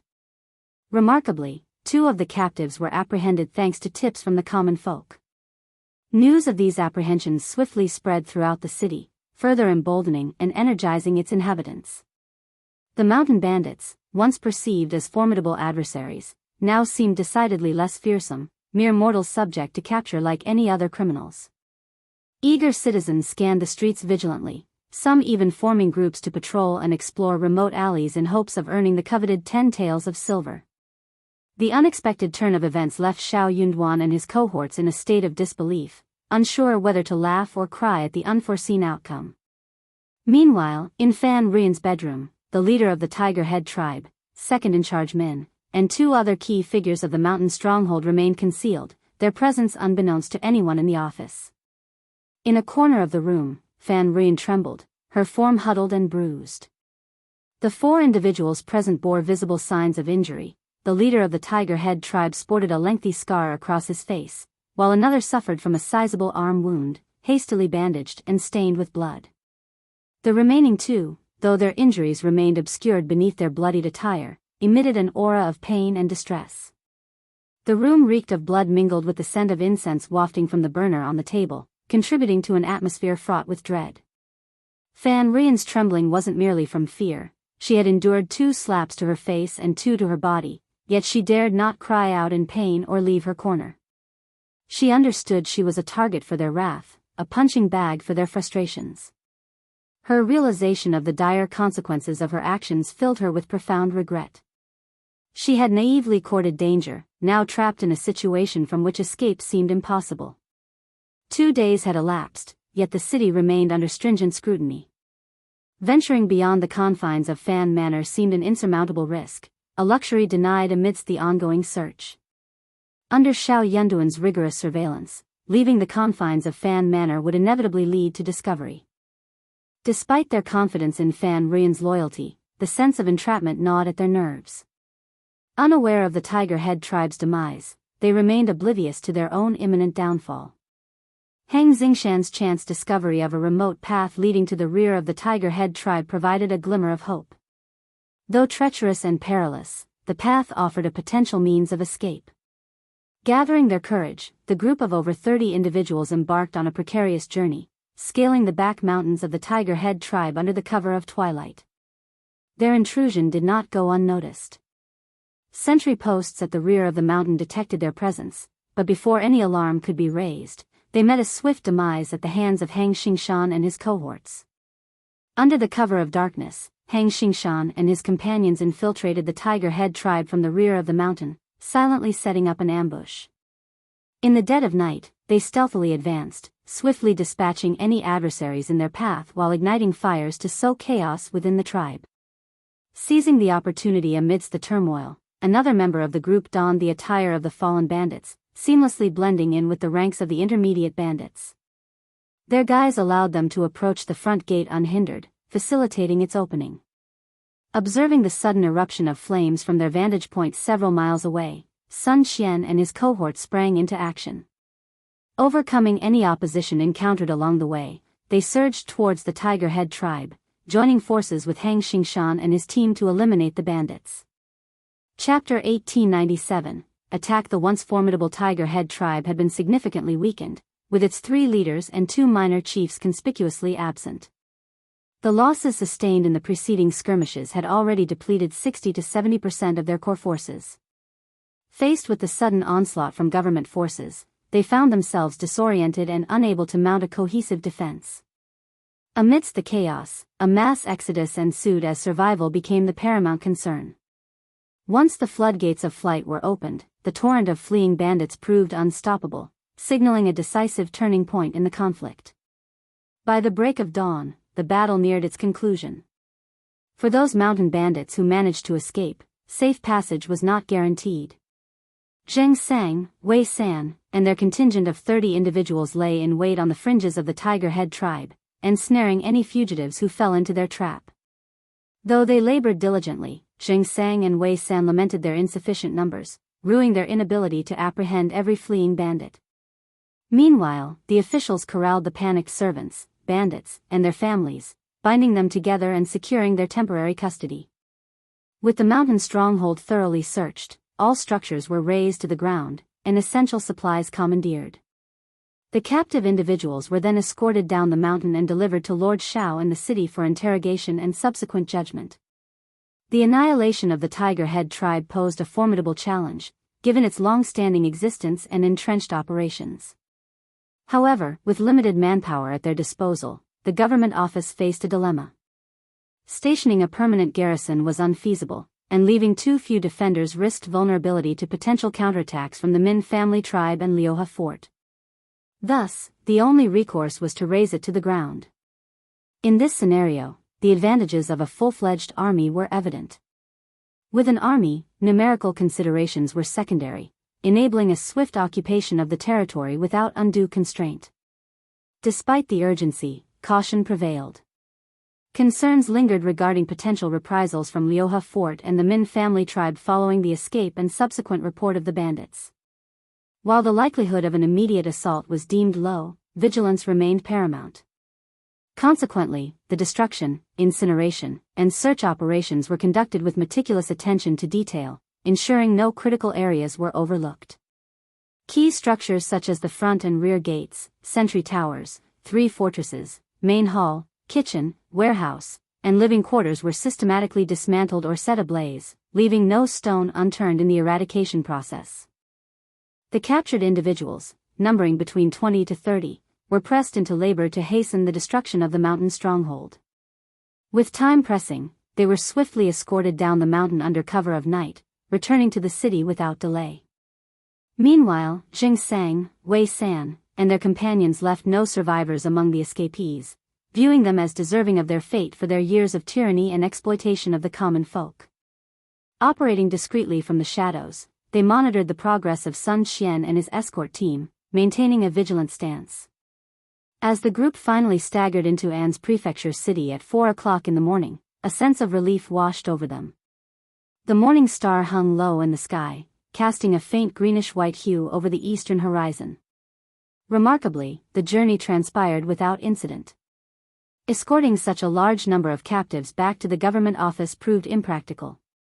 Consequently, they were divided into 2 groups, one comprising dozens of identified criminals escorted directly to the office, while the remainder were temporarily detained in the spacious courtyard occupied by Zheng Sang and his cohorts. Chapter 1898, A complete victory upon identification. The mountain bandits would undergo release and subsequent punishment, a process requiring ongoing surveillance and management. Despite the cover of darkness upon their arrival in the city, the sheer size of the captured bandit contingent could not escape notice, quickly spreading as gossip among the populace. By dawn, word had reached even the early opening vendors, causing a stir throughout the city. In response to the burgeoning rumors, Xiao Yunduan opted for transparency, swiftly issuing an official announcement to quell speculation. The public's reaction was one of jubilation and astonishment. The accomplishment of dismantling the notorious Tiger Head tribe, a feat previously beyond the grasp of the imperial forces, elicited praise and admiration for Lord Shao. The abrupt vanquishing of one of the province's long-standing bandit strongholds left the major families awestruck, their sentiments complex and uncertain. Lord Shao's astute handling of the situation garnered widespread acclaim, solidifying his reputation as a formidable and resourceful leader. The eradication of the Tiger Head tribe was a monumental achievement, acknowledged by even the most uninformed citizens. Its demise foreshadowed the potential collapse of the remaining mountain strongholds, affirming the significance of the battle at Giant Rock Gorge. The officials' claims were vindicated, dispelling any doubts held by skeptical family clans. With hundreds of captives in custody, the looming specter of food scarcity and potential unrest demanded immediate attention. Xiao Yinduan entrusted the task to Jia Heming. Over the course of 3 days, Jia Heming meticulously categorized the captives, discerning between ordinary bandits, key figures, and support personnel. The ordinary bandits and leaders were to remain detained, while family members and servants were to be transferred to the nearest salt pan under county oversight, where they would undergo penance for their complicity in the banditry. Determining the duration of exemption varied for each individual, spanning from 3 to 10 years. However, outright release for these individuals was out of the question. Even if some were coerced into serving the mountain bandits, their time spent in such circumstances remained uncertain. Given the overwhelming workload of the state office, there was neither the manpower nor the time to scrutinize each captive's backstory thoroughly. Sending them all to the salt pan for hard labor was a justifiable course of action, with the possibility of eventual release for those deserving of leniency. As for the backbone of the mountain bandits, who had committed numerous atrocities, they faced a different fate. Subjected to interrogation and legal proceedings, they would be duly punished according to the law, either through imprisonment or exile. With the pressing matter of the remaining strongholds demanding attention, Xiao Yunduan found himself unable to allocate resources for individual interrogations. Instead, he resorted to locking up all captives, leaving 2 challenges still looming. As the government office grappled with the aftermath of the Tiger Head tribe's demise, Hang Xingshan, Wei San, and their cohorts remained tasked with covertly monitoring the Min family tribe and Liuhe fort. Meanwhile, strict patrols and vigilant guards maintained security in An's continent's intermediate city. Stringent measures at the city gate prevented the second in charge of the Min family tribe and others from departing. Fearful of the consequences, Fan Rian refrained from disclosing the breach of Tiger Head tribe to its leaders. Uncertain of Xiao Yunduan's fate should they discover the distressing news, she braced herself for potential retaliation, growing increasingly apprehensive with each passing day. Chapter 1899. Be more specific. They were driving her to the brink of madness. Desperate to depart the city, she wished for nothing more than their swift exit, but her options were limited.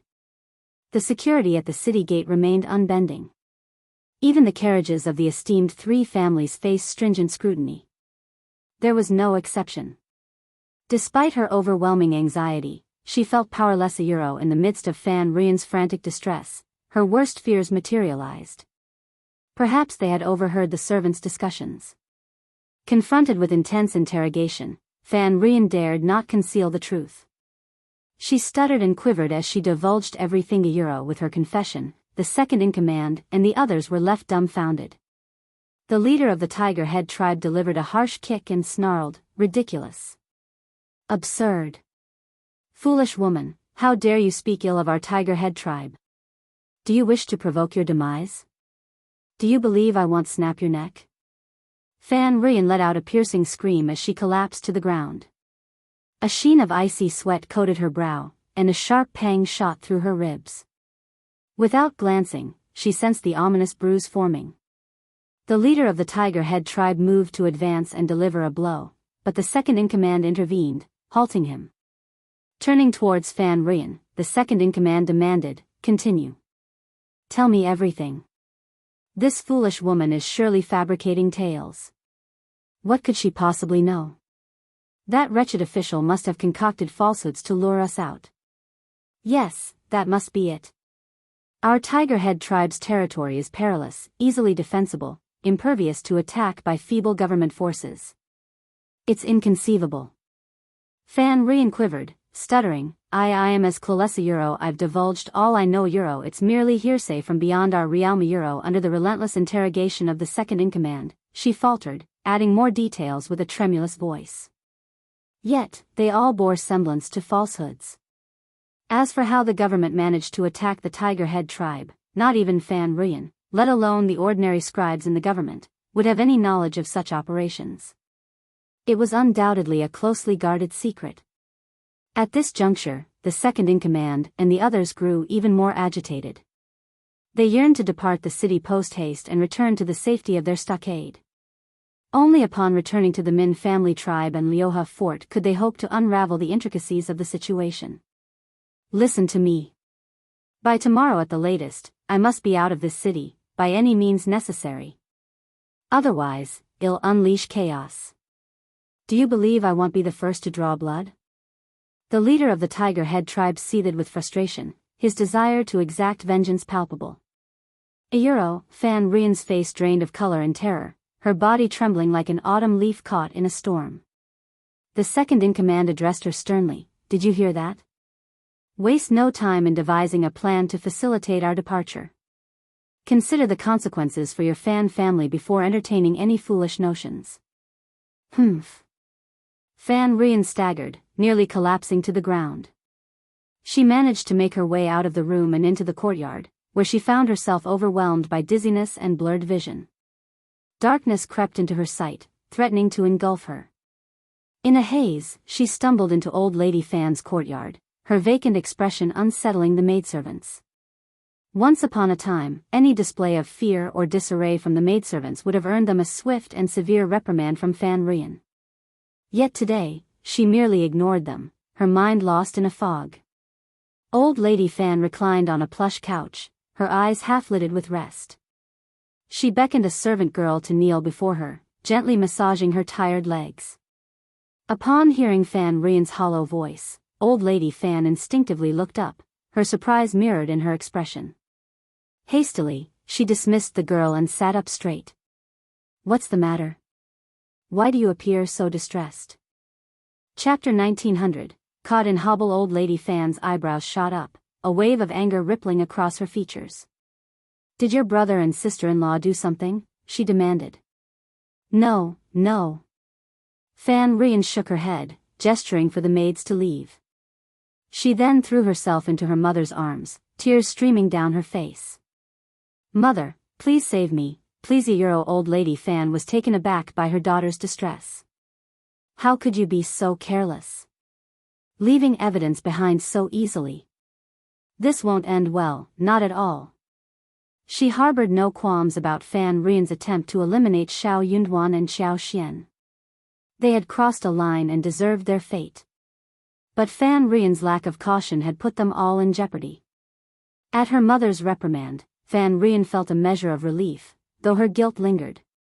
"But mother, what do we do now? Those 4 people are still in our house. You." Old Lady Fan's gaze bore into her. What to do now? It was a dilemma indeed. With the city under martial law, extracting them wouldn't be simple. It might be feasible for one person, but with 4 involved, it posed a significant challenge. That won't do at all. It was simply impossible to keep this matter hidden from everyone. At the very least, they would need assistance from the Guan family, their trusted maidservants, and other servants. But with their involvement, the secret could easily slip out, spelling disaster for the Fan family. Yet, they couldn't abandon Thema as Old Lady Fan pondered. Frustration bubbled within her, leading to another scolding directed at Fan Rian. Tears welled up in Fan Rian's eyes. Seeing her daughter, once vibrant and full of life, now reduced to trembling fear, Old Lady Fan's heart softened. She couldn't bear to continue scolding her. It was Xiao Xian and Xiao Yunduan who deserved the scolding. If they hadn't interfered, none of this would have happened. Hadn't An's prefecture city been peaceful all these years? Why did they have to meddle? Summoning her 2 sons, Old Lady Fan grilled them for answers. Had the government truly obliterated the Tiger Head tribe, or was it exaggerated? What was the current status of the tribe? Had the stronghold truly fallen? And what about the bandits? Had most fled to the Min family tribe and Liuhe fort? And so it continued. Second Old Master Fan seemed unusually knowledgeable. Old Lady Fan pressed for answers, growing impatient with his evasiveness. "I'm neither a mountain bandit from Tiger Head tribe nor a constable from the government." "How would I know?" Angrily, Old Lady Fan retorted, "If you know nothing, then what good are you? If you're so useless, why bother being here?" Second Old Master Fan snapped back, frustration evident. If you're so bored, why not hire storytellers? Why bother with this? It's unrelated to us.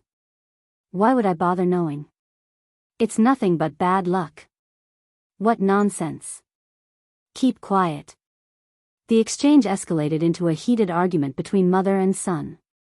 Fan Ruyan, burdened with guilt, found her brother's words grating and joined in, further infuriating Second Old Master Fan. First Old Master Fan, silent until now, felt an odd sensation creeping over him. Suddenly, he interjected, "Mother, are we somehow connected to Tiger Head Tribe?" Chapter 1901, reporting to the official. Old Lady Fan was taken aback, her response sharp. "What nonsense are you spouting?" Though her reaction was swift, First Old Master Fan had already grasped the truth. A chill settled over his heart. Under his stern interrogation, Fan Ruyan reluctantly admitted her mistake. With Old Lady Fan unwilling to intervene, she found herself caught in a vicious cycle. "Since you've asked, we're family after all. I might as well tell you. We need to find a solution to this. We're in this together, for better or worse." Old Lady Fan remained silent, leaving Fan Ruyan to explain. Initially hesitant, Fan Ruyan stumbled over her words as she tried to deflect. Facing First Old Master Fan's relentless questioning, she had no choice but to come clean. Second Old Master Fan was aghast, his emotions a mix of shock, anger, and fear. Pointing an accusing finger at Fan Ruyan, he exclaimed, You dare to court disaster. Those bandits are ruthless. Even we steer clear of them. But you? You willingly walked into their den like a lamb to the slaughter. If they spare you, who else would they spare? And yet you have the nerve to shed tears? It seems you're aiming to bring ruin upon us all. Fan Ruyan was overwhelmed with a mix of aggrievement, embarrassment, fear, and terror. Her brother's coldness pierced her heart, filling it with a chilling despair. Tears streamed down her face as she cried out, "How is this my fault? I'm acting in the best interests of the Fan family, trying to alleviate our worries. That official won't spare us. Don't delude yourself. I'm just trying to take preemptive action." "Don't be so full of yourself," Second Old Master Fan snapped, his anger flaring. "You refuse to acknowledge your mistakes, yet somehow turn them into heroic deeds. It's absurd. And it's all because Mother indulges you." Old Lady Fan interjected sharply, "Second son, have you lost your mind? Criticizing your own mother? I think Ener has a point. If you weren't so useless, why would you rely on her?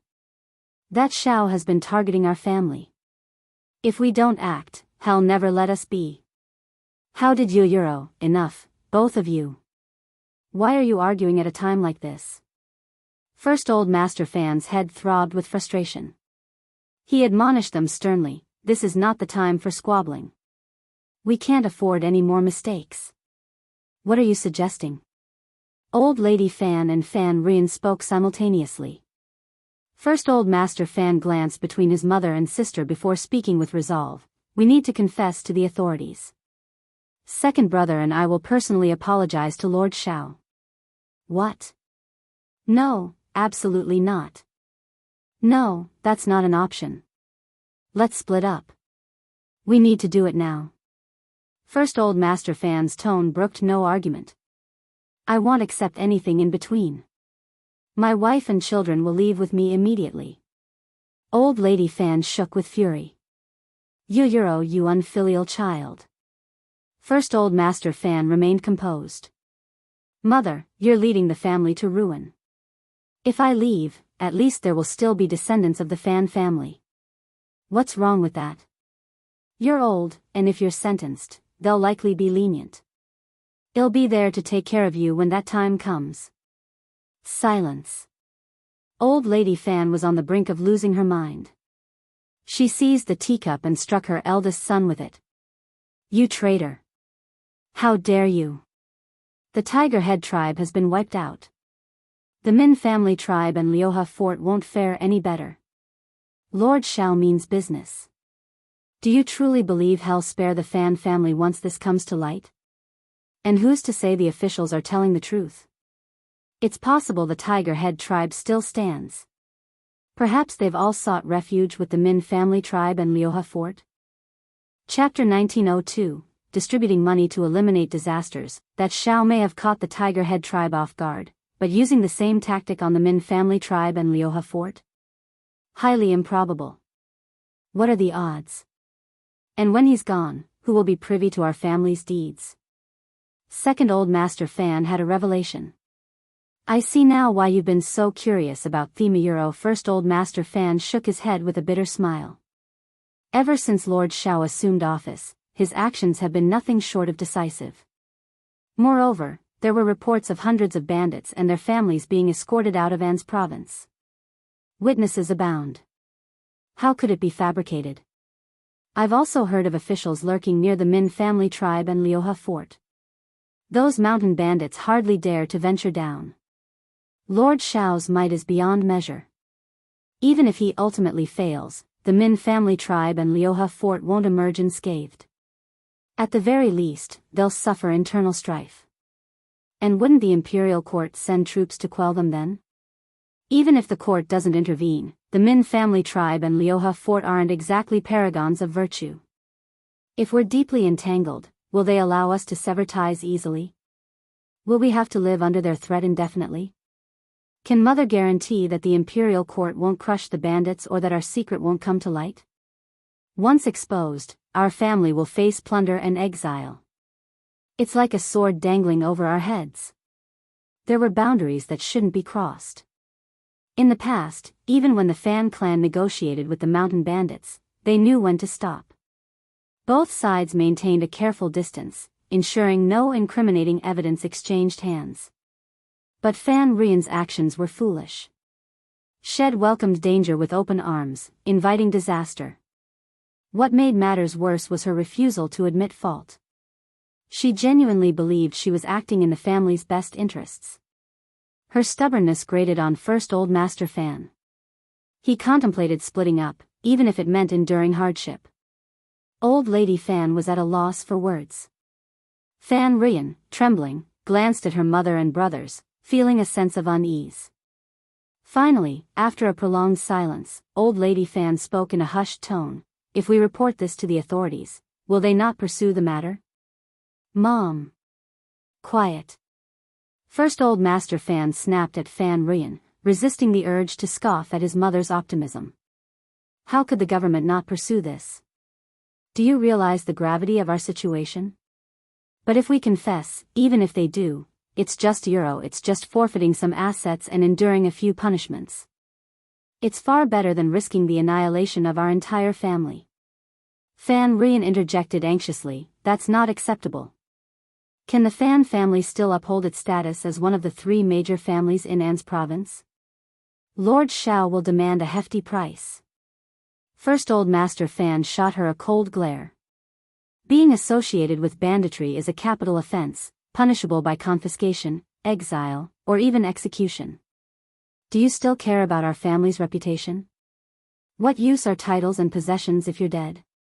You won't even be able to hold on to those when the time comes.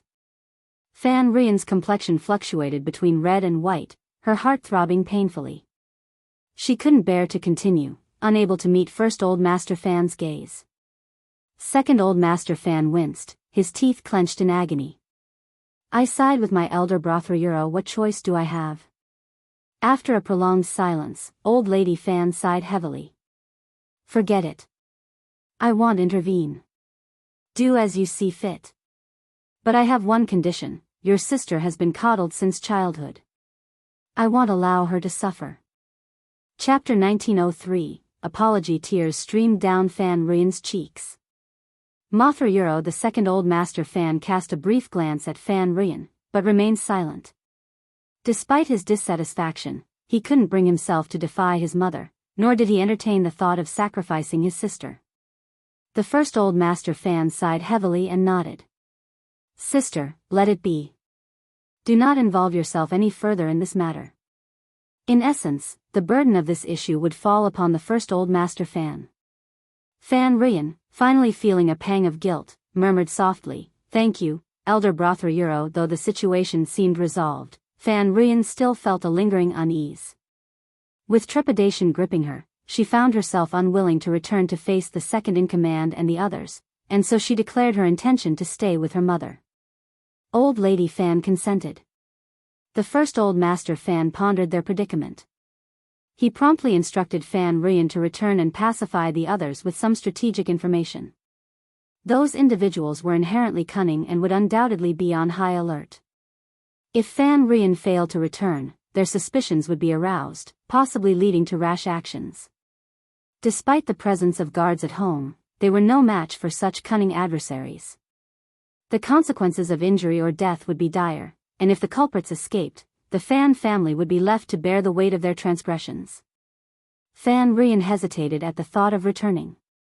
Once, facing the situation head-on seemed manageable, but now, having vocalized her fear, she found herself devoid of courage. She simply couldn't muster the strength to face it again. Fear gripped her tightly. The first Old Master Fan's frustration nearly reached its boiling point. The second Old Master Fan's anger was palpable. Why did fear suddenly strike you now? Were you not afraid when you first stumbled upon them? You showed no fear after sheltering them in our residence for days. Yet now, you claim to be afraid. Your timing couldn't be worse. You must maintain your facade convincingly. Failure to do so could spell disaster for our family. Reluctantly, Fan Ruyan beseeched the first Old Master Fan to hasten to the government for assistance. Despite her plea, she eventually found herself returning to the courtyard. Realizing the gravity of the situation, the first Old Master Fan wasted no time. He understood that prompt action was paramount to demonstrating sincerity. With his decision made, he promptly ordered the carriage prepared and set out without delay, heading straight for the government office. Xiao Yunduan found himself inundated with responsibilities, the court abuzz with activity. Unable to meet with the first Old Master Fan immediately, Xiao Yunduan received word, albeit at a considerable expense, that urgent matters required his attention. Xiao Yunduan didn't meet him until he received notification. Upon their encounter, the first Old Master Fan immediately dropped to his knees before Xiao Yunduan, performing 3 deep kowtows. As he lifted his head, a trickle of blood adorned his forehead, yet he seemed unaffected by the pain. With a solemn expression, he implored, "Lord Xiao, I beg for your mercy." Tears streamed down the first Old Master Fan's face as he confessed, shouldering full responsibility for the ordeal. He admitted to succumbing to greed and foolishly harboring the mountain bandits in his home after being coerced by them.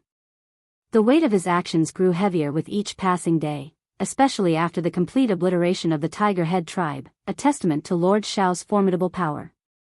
It was then that he realized the magnitude of his error. In a bid to rectify his wrongdoing and prevent further harm, he mustered the courage to surrender himself. He pleaded earnestly for Lord Xiao's forgiveness, hoping for clemency for the Fan family.